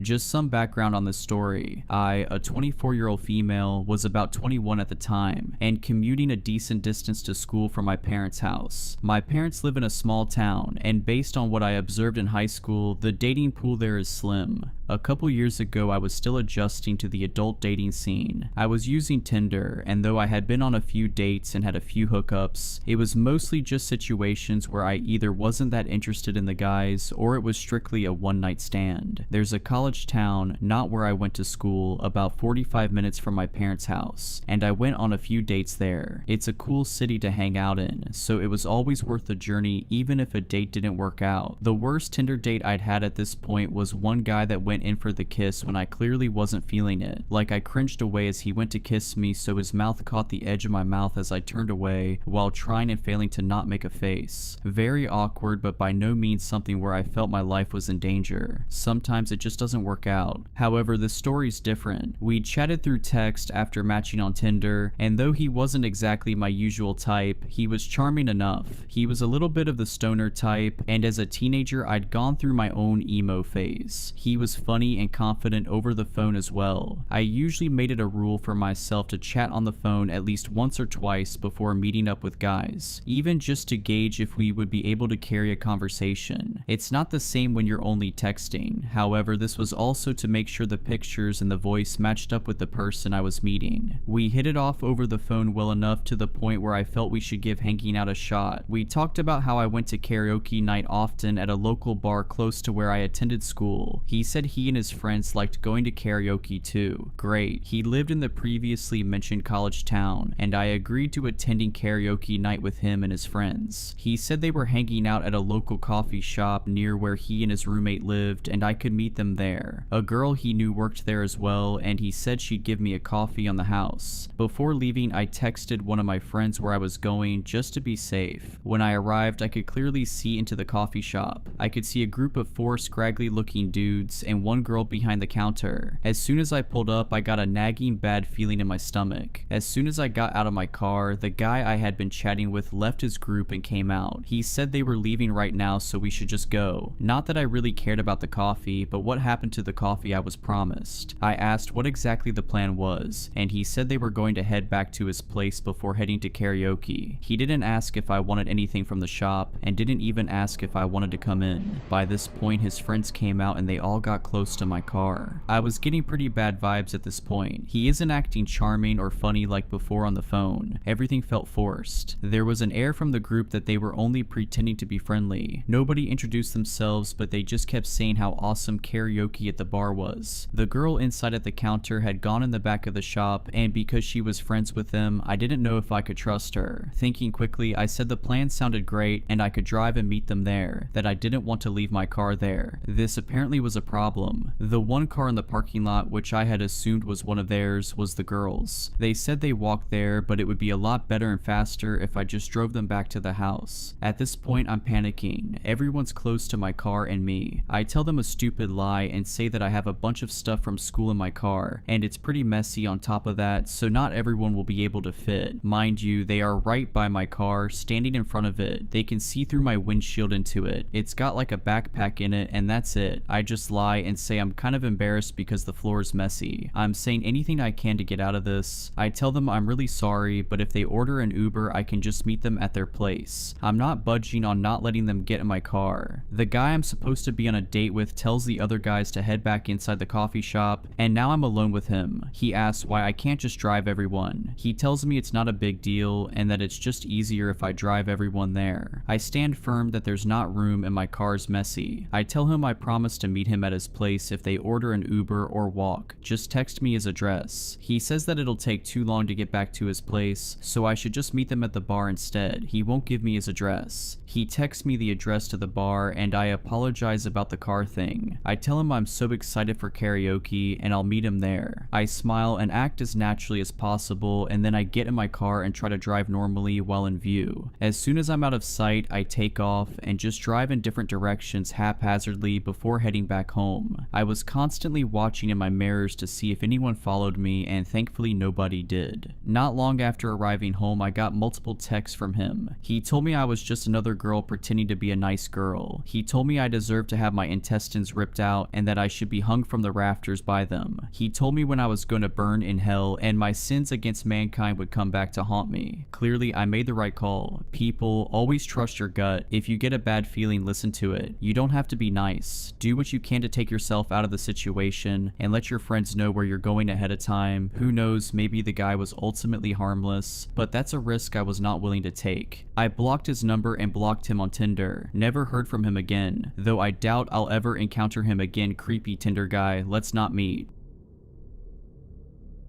I grew up in the exurbs of western Louisiana. Our small town was deeply religious, and this coupled with the crime wave of the 1980s meant that my childhood was spent largely cooped up inside. The first lick at freedom I got was Halloween night 1987. I was 13 and was allowed out until midnight with a group of my closest friends. What really sold my mother on the idea was Patrick. Patrick was the 17-year-old brother of my best friend Marv. Despite being feared by anyone younger than him, he was a good student and a good Christian, and all the adults he knew would fawn over him. Against his own will, he'd be accompanying our little group for the night. It was in Marv's family's basement that we watched the first half of Friday the 13th. Looking back, I'm sure I thought in the moment that that movie would be the most traumatizing thing I'd see all night. When Patrick entered the room, our laughter died mid-sentence. He wasn't tall, but carried himself like he was. I never liked him, but knew that not even his presence could bring down my mood tonight. After Marv's parents forced us out, we patrolled the neighborhood trick-or-treating. I think there were about 5 or 6 of us, not including Patrick. I knew all the other kids from either church or school, apart from Lenny, the kid brother of my friend Rob. I never knew, but I'm sure he was only around 7 or 8. I did remember that he was dressed in a clown costume. Apart from Lenny, the only other costumes I could remember were mine and Marv's. We both came dressed as Ghostbusters, and I'd brought an old black painted vacuum cleaner with me to really make it. It was after 10, after the trick-or-treating, that maybe 1 or 2 of us left the group to go back home. We all were giggling and messing around, high on sugar, not noticing that Patrick was leading us a little further away from the rows of white houses. The streetlights grew sparse, then vanished altogether. The laughter that had carried us through the night faltered, replaced by the crunch of dead leaves underfoot and the distant rhythmic croak of bullfrogs. The air thickened with the smell of stagnant water and rotting vegetation. I remember Marv nudging me, his grin faltering for the first time that night. "Dude," he whispered, "where the hell is he taking us?" There was a small marshy clearing on the banks of the bayou. Large, thick roots served as makeshift benches which Patrick directed us onto. Confused, we sat in a crescent around him and watched in terror as he took a cigarette from his pocket, lit the end, and took a draw. He blew smoke into Marv's face and started to talk. He told us all that he had a story he wanted to share, a local legend that every kid in town should be aware of. We listened intently as he began telling us about Leatherskin. The story will always stick with me, and I will now try to repeat it as accurately as I can. I might miss out some of the details. It has been 38 years after all, but this will be the truest account of the original myth on the internet, as far as I know anyway. Leatherskin was born sometime in the late 40s or early 50s. Deformed, coarse brown calluses grew all over his body like spreading mycelium. His pus-colored eyes were nothing but tiny pinpricks, and the full set of teeth he was born with were too sharp to be breastfed. His father, the town's pastor, was terrified that his child was a satanic aberration, punishment for the sins of his youth. Despite his ailing wife's pleas, the pastor took his newborn to a murky corner of the swamp and left him in a patch of moss to die. By this point, Patrick had already piqued my interest. At 13, I'd already heard the name Leatherskin whispered before. I heard it from a kid in the playground when I was much younger, in the context that he was going to get me. It was a small part of local lore that I honestly knew nothing about. I didn't even know what Leatherskin was supposed to look like. On that Halloween night, I was ecstatic at the idea of finally getting to know. Unbeknownst to the pastor, he left his unwanted infant crying within earshot of a dilapidated shotgun house. The wooden shaking that was slowly sinking into the bayou was inhabited by an aged and dementia-ridden woman. She wandered from her home and followed the cries to that little patch of moss. When she found the baby, she took him in her arms and cradled him to silence. That night, she brought him back with her and raised him as her own. For years, she fed and clothed him, cared cared for and nurtured him and did her best to keep him from harm's way. The senile old woman was barely able to speak herself, and, with no other human contact, Leatherskin grew up without a proficiency in any language. His diet consisted of raw seabird and other hapless swamp creatures until he reached puberty. By 13, Leatherskin was already almost 7 feet tall and had just begun to sneak out of his mother's home and into the small town on the other side of the overgrowth. He'd stalk through the backyards at night and kidnap family pets under the cover of darkness. This became his new routine, but as Leatherskin grew, so did his hunger. Sometime in the mid-1960s, a small girl wandered out into the swamp chasing a monarch butterfly. She was never seen again. From this point onwards, all sympathy had drained from Leatherskin's story. After his first feed on children's flesh, he could not go back. Kids began disappearing at a rate far higher than the national average. After the discovery of some semblance of human remains, the townsfolk would propound that these poor children were falling victim to alligator attacks. Hunts began soon after, and although many reptiles were killed, Leatherskin remained out of sight. The parents, however, stopped letting their children play outside, and especially not near the bayou. Leatherskin was forced to venture further into the small village and even broke into houses from time to time. It was after one of the Calloway twins disappeared from the edge of the schoolyard that people stopped saying gators and started to nail their windows shut instead. By this time, he had begun to spend much of his time in the water, clambering from root to root in the murky shallows. Anyone who did encounter him might have mistaken Leatherskin for a floating log or even a crocodilian. Few would have realized how close to death they'd come. Some hunters might have even seen the rundown cabin Leatherskin called home. It rested half sunken where the marshland met the slow running waters of the bayou. It was built by the father of Leatherskin's elderly adoptive mother, sometime in the 1870s or 80s I'd reckon. Back then, where it stood was dry land perched on a small riverbank. With more attraction, it could have developed into a township, taking the place of the one I called home a mile northwards. Shortly after the end of segregation, and immediately after Governor Wallace's loss in the 1968 presidential election, racial tensions in the state of Louisiana were at a fever pitch. Following more sightings and even a blurry photograph of Leatherskin, the highly fantasized story the local newspapers ran with were of a Creole cannibal living deep within the swamp. A racist mob was whipped up, and in one warm July night they descended into the quagmire, accompanied by the sheriff's men. By foot and by boat, the crowd came across Leatherskin's decaying house. Raiding it, they found only the senile octogenarian who'd raised the young demon. She was alive, but unresponsive, as she had been for the past 2 years. In that time, she'd been kept alive, fed, and bathed by her de jure offspring. The gang of men soon realized she wasn't the sole occupant of the house, however, as the wooden frames weren't the only things rotting away. Led into the cramped upstairs by stench alone, they found piles of small bodies, most picked down to the bone. In the ensuing interrogation, the old woman sadly died. This was the beginning of the account from the sole survivor of that night's events. Once he regained speech a few days after, he told the reporters encamped around his hospital bed that shortly after, the door was ripped from its hinges. A blur entered the shack and tore the group of men apart, shrugging off gunfire like a metal drum as he did. The lone survivor, a teenage clerk from Rubio's Hardware, had only done so by leaping out of a brittle, mildew-frosted window. Leaving the screams behind him, he ran, coated in blood, through the maze of vines. In a panic, he twisted his ankle and crawled onto a mossy clearing lit by the moonlight. Eventually, he was found by one of the police boats used in the search, piloted by a bewildered deputy, and taken back into town. When a second search party came across the old cabin, they found what was left of the group of men. They were gored to pieces, strewn everywhere. The townsfolk burned the house, and as it went up in flames, its ancient foundations finally gave way and it slid into the murky water. No one knew what happened to Leatherskin, but to this day, our little town still has one of the highest disappearance rates in the contiguous United States. Some say Leatherskin is still alive and well, thriving in the swamp, still feeding on children. At least this was the story told to us by Patrick. Once Patrick finished his yarn, he looked around at the group of kids in front of him, gauging our belief or lack thereof. To my side, little Lenny was quivering in his clown costume costume, his eyes darting around the mangroves. I was conflicted on its validity, but I can remember that with the passion the story was told, I felt inclined to believe him. If I had fully believed him, I might have been less enthusiastic when Patrick quickly suggested that we should all go into the swamp and hunt for leatherskin ourselves. Since I watched Stand By Me, I yearned for the freedom I had seen in media. With an hour to midnight, I leapt from my seat on the route and fervently supported Patrick's plan. He threw his arm around my shoulder and spoke to the rest of the children, goading them to follow my example. I started to wish that I kept my mouth shut because 5 minutes later, our little posse was trudging through the swamp. One or two decided not to come with us, instead following the trail back the way we came and into town. A few of us had flashlights given to us by our overprotective parents that, combined with the brief cracks of moonlight gazing through the canopy, guided our path. We stuck to the elevated and dry sods of earth as best we could. Despite my attempts, I could feel the hanging ends of my pant leg dampen. Marv and I tried to hang back, and we talked and laughed like a pair of hyenas. The air was wet with sound, cicadas, toads, and the flow of the nearby bayou. Suddenly, Patrick put a commanding hand up and told us all to stop. We did, and looked around trying to find what sparked our sudden halt. Patrick turned to us with a sinister smile and said that he'd seen movement along the banks of the creek. "It's Leatherskin," I remember Patrick shouting at us. Lenny's breath hitched as his older brother pushed him forward. Patrick saw what the siblings were doing and decided to take it further. He said something along the lines of, "You're the youngest. Leatherskin will want you." With that, we all started chanting, pressuring the kid to take a few more steps towards the water's edge. Clearly terrified, but even more afraid of what a group of older boys could do to him, he did. In his little white clown suit with blue and red polka dots, he took a series of anxious steps forward as we roared around him. Joking, I shouted, "Oh my god, is that Leatherskin?" Lenny whirled around, almost losing his balance and falling backwards into the water. Tears were streaking down his white face paint now. "Stop it, guys, you're not funny," he screamed as we all bent double, laughing at him. Those words are etched into my mind because they were his last. A torrent of water swept onto the thin, stony bank as a great weight slammed into Lenny, having bitten onto his submerged ankles. He cried out in pain and shock and fell to hands and knees as he was dragged backwards. I was paralyzed with fear, as were Patrick and Marv, but Lenny's brother rushed forward to fight off the black shape. It wasn't until he splashed into the water that we snapped out of our trance of regret and ran to Rob's side. He grabbed him and stopped him from running fully into the bayou as Lenny was dragged underwater by what we came to realize was an alligator. We all stood, soaking and staring at the carnage before us. The beast had begun to death roll, and Lenny's screams came in cycles and he repeatedly breached, and was then dragged under the water. Those same screams still rattle away in my nightmares, whenever my mind dares to dream. His dying breath was carried as a bubble to the black water surface. Within a minute, maybe less, the white froth brought up by the thrashing had dissipated. Our collective gaze followed the disturbance in the water as it slowly moved away, off towards the tangle of mangroves. Rob fell to his knees by my side and sobbed gently into his hands. I heard Patrick gulp and turned to watch him wordlessly walk away from us, back in the direction of the trail. Marv and I helped Rob to his unsteady feet and followed Patrick. As soon as we caught up to him, he whipped around and furiously warned us not to tell a soul what had happened tonight. I was inclined to follow his advice, as was Marv, but we both knew Rob couldn't. Patrick sighed and took Rob by his forearm and led him away from us. I looked at Marv confused, but he just shrugged. A small while later, the two returned. Rob was crying with even more devastation now, and Patrick just sniffed indifferently. When I returned home that night, just 15 minutes past midnight, my mother immediately knew something was wrong. Despite her persistence, I explained to her that I was blackout tired, and as it was over 3 hours past my bedtime, she let me go to sleep as soon as I came through the door. I cried for most of the night and stayed awake long enough to hear sirens wailing from, I assumed, Rob's house. In the morning, my mother came into my room and quietly sat on my bed. She told me in a soft and distant voice that Lenny, the little brother of my friend Rob, had been reported missing. She then asked me if I knew anything about it. I told her in a shaky voice that I didn't, and my reply was followed by a few minutes of silence. My mother then leaned in and hugged me. I started to cry into her shoulder, and after some point she pulled away, gave me a shallow smile and left to my room. They never found Lenny, of course, nor did they find his remains. I didn't see Rob much after that night, but I often heard from my parents that Lenny's mother and father had shattered. I stayed friends with Marv until I moved to Baton Rouge at 19. I rarely visited my hometown, but recently, my mother passed away. I haven't spoken to her in years, let alone seen her in person. person. The funeral was organized by my sister, who now lived in the family home with her own family. I stayed with her for a week or two during the mourning period, and got to know my nieces and nephews properly for the first time. A few days ago, I was browsing around a local shop, one I worked at in the summer of 1990. It hadn't changed much, and I realized the new owner was an old school friend of mine. I was walking down aisle 3 when I bumped into him. I almost didn't recognize him at first, but he recognized me. It was Rob. Guilt still clung to him like kudzu. I could tell it in his gray eyes and broken smile. His hands trembled as he restocked a shelf of canned goods, his wedding ring loose on his thinning fingers. He somehow seemed smaller than he was when we were 13. We talked and vowed to talk more again one day, then said our goodbyes. I'm still not sure how much detail he told his parents of what happened that night, or if he's ever made peace with his own conscience. This post is my own admission. I'm not sure if the stories of Leatherskin are true. I did, however, tell them to my young nieces and nephews, in the hope they'll never venture near the swamp. Alligators infest these waters, and I'm certain it was one of those beasts that killed Lenny that night. I mean, what else could it be?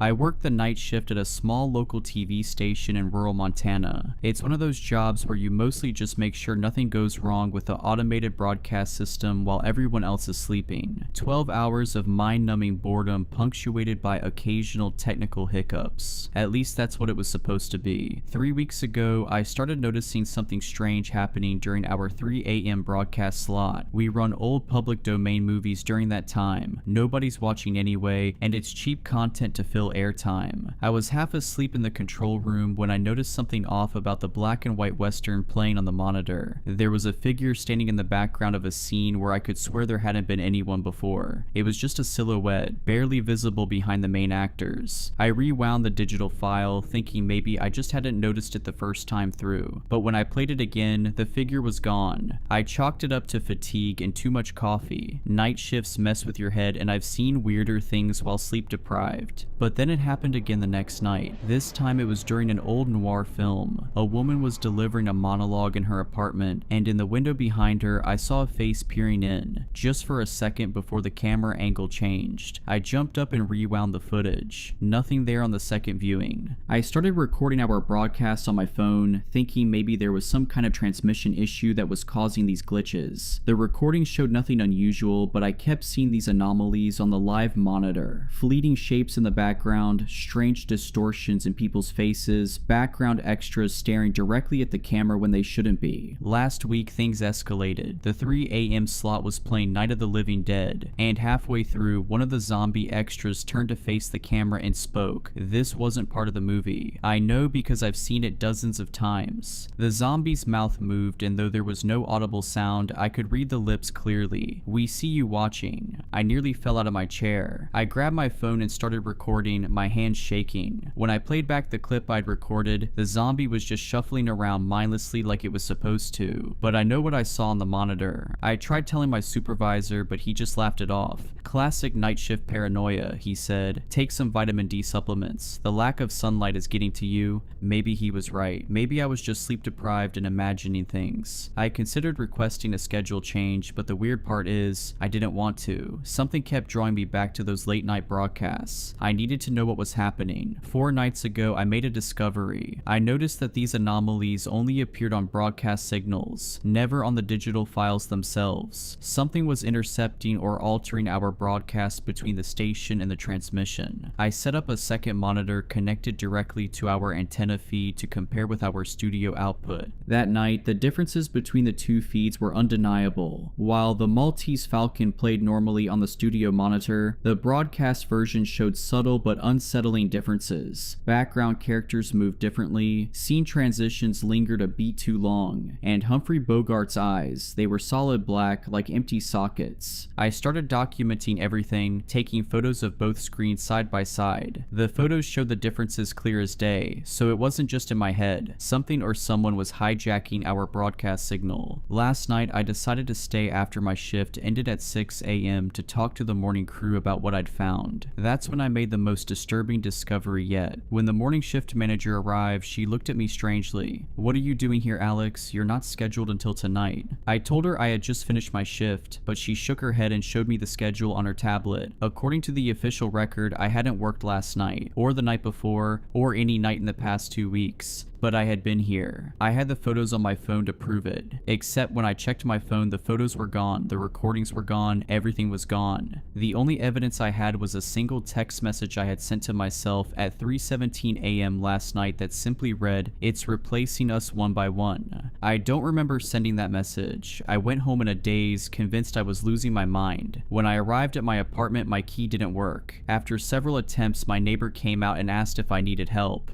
"Hey, are you looking for Alex?" she asked, not recognizing me. "He moved out about 2 weeks ago. Are you a friend of his?" I stood there unable to speak. How could she not recognize me? I've lived next door to her for 3 years. I managed to mumble something about having the wrong apartment and walked away. I'm writing this now from a motel room, using a laptop I bought today. I don't know who or what has taken over the broadcast, but I think it's spreading beyond the signal now. Tonight at 3 a.m., every TV in this town will be airing our public domain movie slot. I don't know how many people might be watching: insomniacs, night shift workers, people who fall asleep with their TVs on, but I know something will be watching back through those screens. I'm going back to the station tonight. I need to find a way to stop the broadcast. If you're reading this and you live in a small town with a local TV station, do me a favor. Don't watch anything that airs at 3 a.m. And if you see someone who looks exactly like you walking around, run.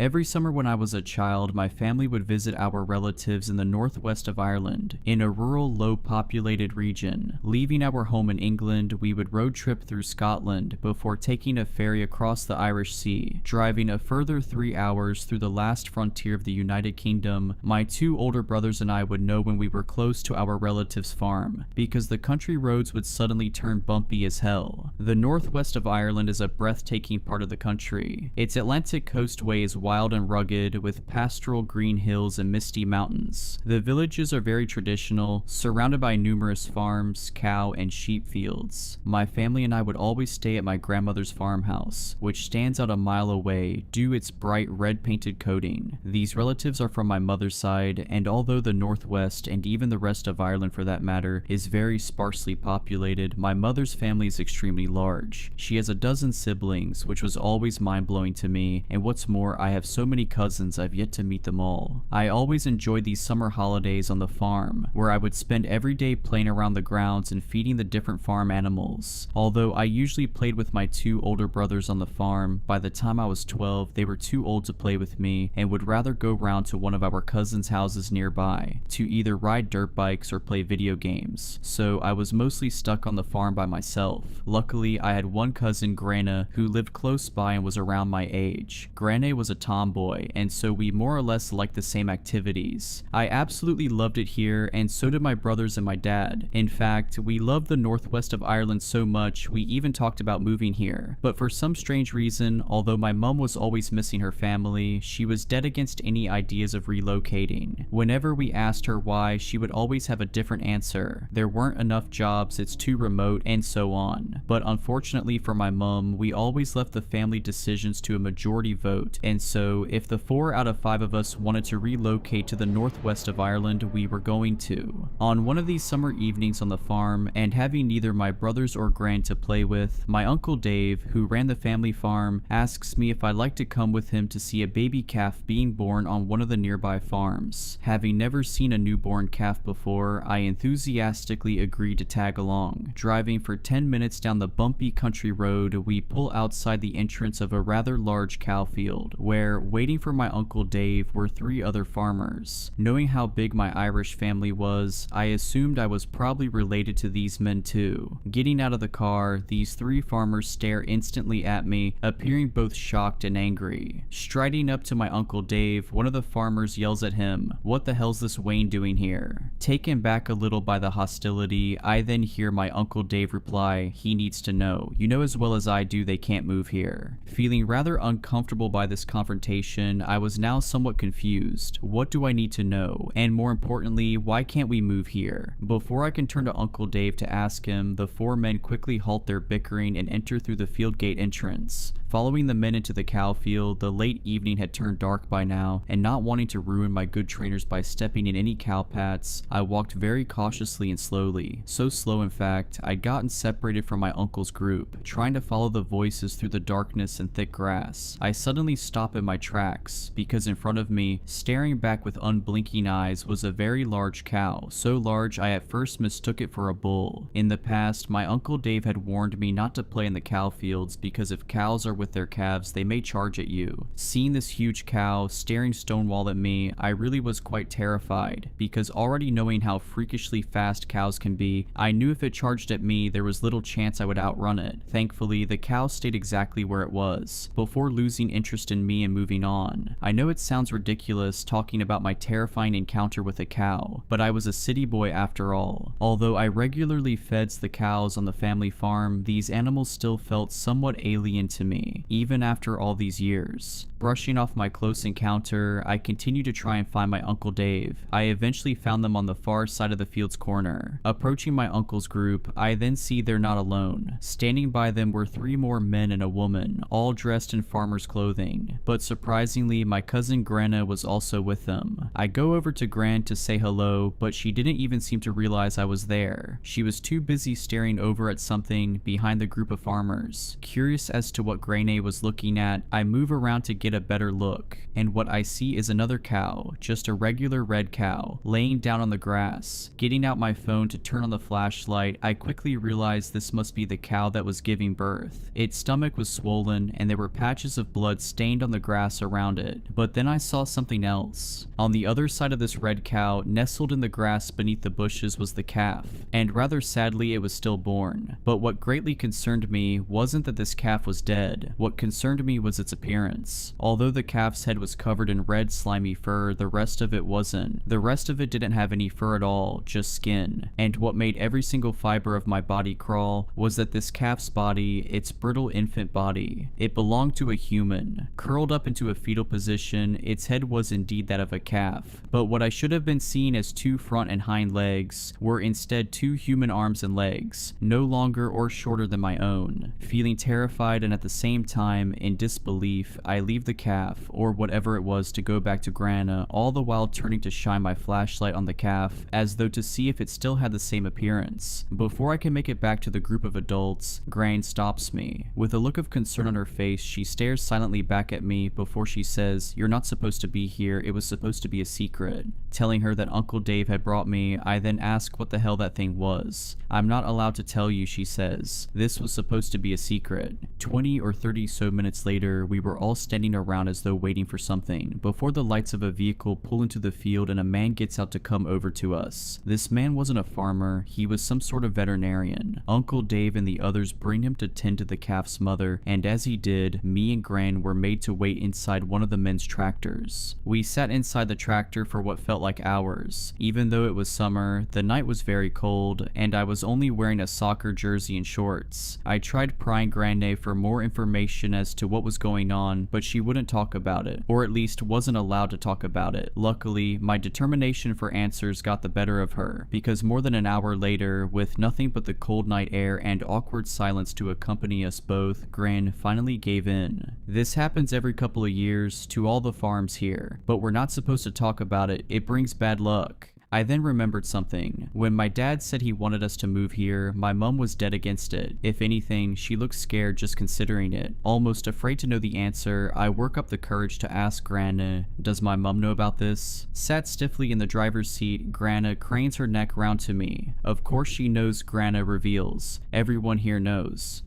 It made sense now. No wonder my mum didn't want to move here. She never even seemed excited whenever we planned on visiting, which was strange to me because my mum clearly loved her family. I then remembered something else. A couple of years ago, I remember waking up in the middle of the night inside the farmhouse, and I could hear the cows on the farm screaming. The screaming was so bad I couldn't even get back to sleep that night. The next morning, rushing through my breakfast to go play on the farm, Uncle Dave firmly tells me and my brothers to stay away from the cowshed. He didn't even even give an explanation. Later on that night, after what must have been a good 3 hours, my Uncle Dave and the others come over to the tractor. Shaking Uncle Dave's hand, the veterinarian then gets in his vehicle and leaves out the field. I then noticed 2 of the other farmers were carrying a black bag or something, each holding separate ends as they walked. I could see there was something heavy inside, and my first thought was they were carrying the dead calf, or whatever it was, away. Appearing as though everyone was leaving now, Uncle Dave comes over to the tractor to say we're going back to the farmhouse, and that we would drop Grana home along the way. Having taken Gran home, we then make our way back along the country road, where both me and Uncle Dave sat in complete silence. Uncle Dave driving, just staring at the stretch of road in front of us, and me staring silently at him. By the time we get back to the farmhouse, it was 2 o'clock in the morning, and the farm was dead silent. Pulling up outside the farm, Uncle Dave switches off the car engine. Without saying a word, we both remain in silence. I felt too awkward to ask him what I had just seen, but I knew he was waiting for me to do so. Still not saying a word to one another, Uncle Dave turns from the driver's seat to me, and he tells me everything Gran wouldn't. "Don't you see now why you can't move here?" he says. "There's something wrong with this place, son. This place is cursed. Your mammy knows. She's known since she was a Wayne. That's why she doesn't want you living here." Yo, so why does this happen? I ask him. "This has been happening for generations, son. For hundreds of years, the animals in the county have been giving birth to these things." The way my Uncle Dave was explaining all this to me, it was almost like a confession. Like he'd wanted to tell the truth about what's been happening here all his life. It's not just the cows, it's the pigs, the sheep, the horses, and even the dogs. The dogs, it's always the same. They have the head as normal, but the body's always different. It was only now, after a long and terrifying night, that I suddenly started to become emotional. And I was completely exhausted. Realizing this was all too much for a young boy to handle, I think my Uncle Dave tried to put my mind at ease. "Don't you worry, son. They never live." Although I wanted all the answers, I now felt as though I knew far too much. But there was one more thing I still wanted to know. What do they do with the bodies? "Don't you worry about it, son. Just tell your mammy that you know. But don't go telling your brothers or your daddy now. She never wanted them knowing." By the next morning, and constantly rethinking everything that happened the previous night, I look around the farmhouse for my mom. Thankfully, she was alone in her bedroom folding clothes, and so I took the opportunity to talk to her in private. Entering her room, she asks me how it was seeing a calf being born for the first time. Staring back at her warm smile, my mouth opens to make words, but nothing comes out, and instantly, my mom knows what's happened. "I could kill your Uncle Dave," she says. "He said it was going to be a normal birth." Breaking down in tears right in front of her, my mom comes over to comfort me in her arms. "It's okay, chicken. There's no need to be afraid." After she tried explaining to me what Grana and Uncle Dave had already told me, her comforting demeanor suddenly turned serious. Clasping her hands upon each side of my arms, my mum crouches down, eyes level with me, and with the most serious look on her face I'd ever seen, she demands of me, "Listen, chicken. Whatever you do, don't you dare go telling your brothers or your dad. They can never know. It's going to be our little secret, okay?" Still with tears in my eyes, I nod a silent yes to her. "Good man yourself," she says. We went back home to England a week later. I never told my brothers or my dad the truth of what I saw, of what really happens on those farms, and I refused to ever step foot inside the northwest of Ireland again. If you enjoyed these stories, please consider subscribing and liking this video. Let me know your thoughts of these stories in the comments below. I frequently talk to my viewers there. But anyways, I hope you were creeped out.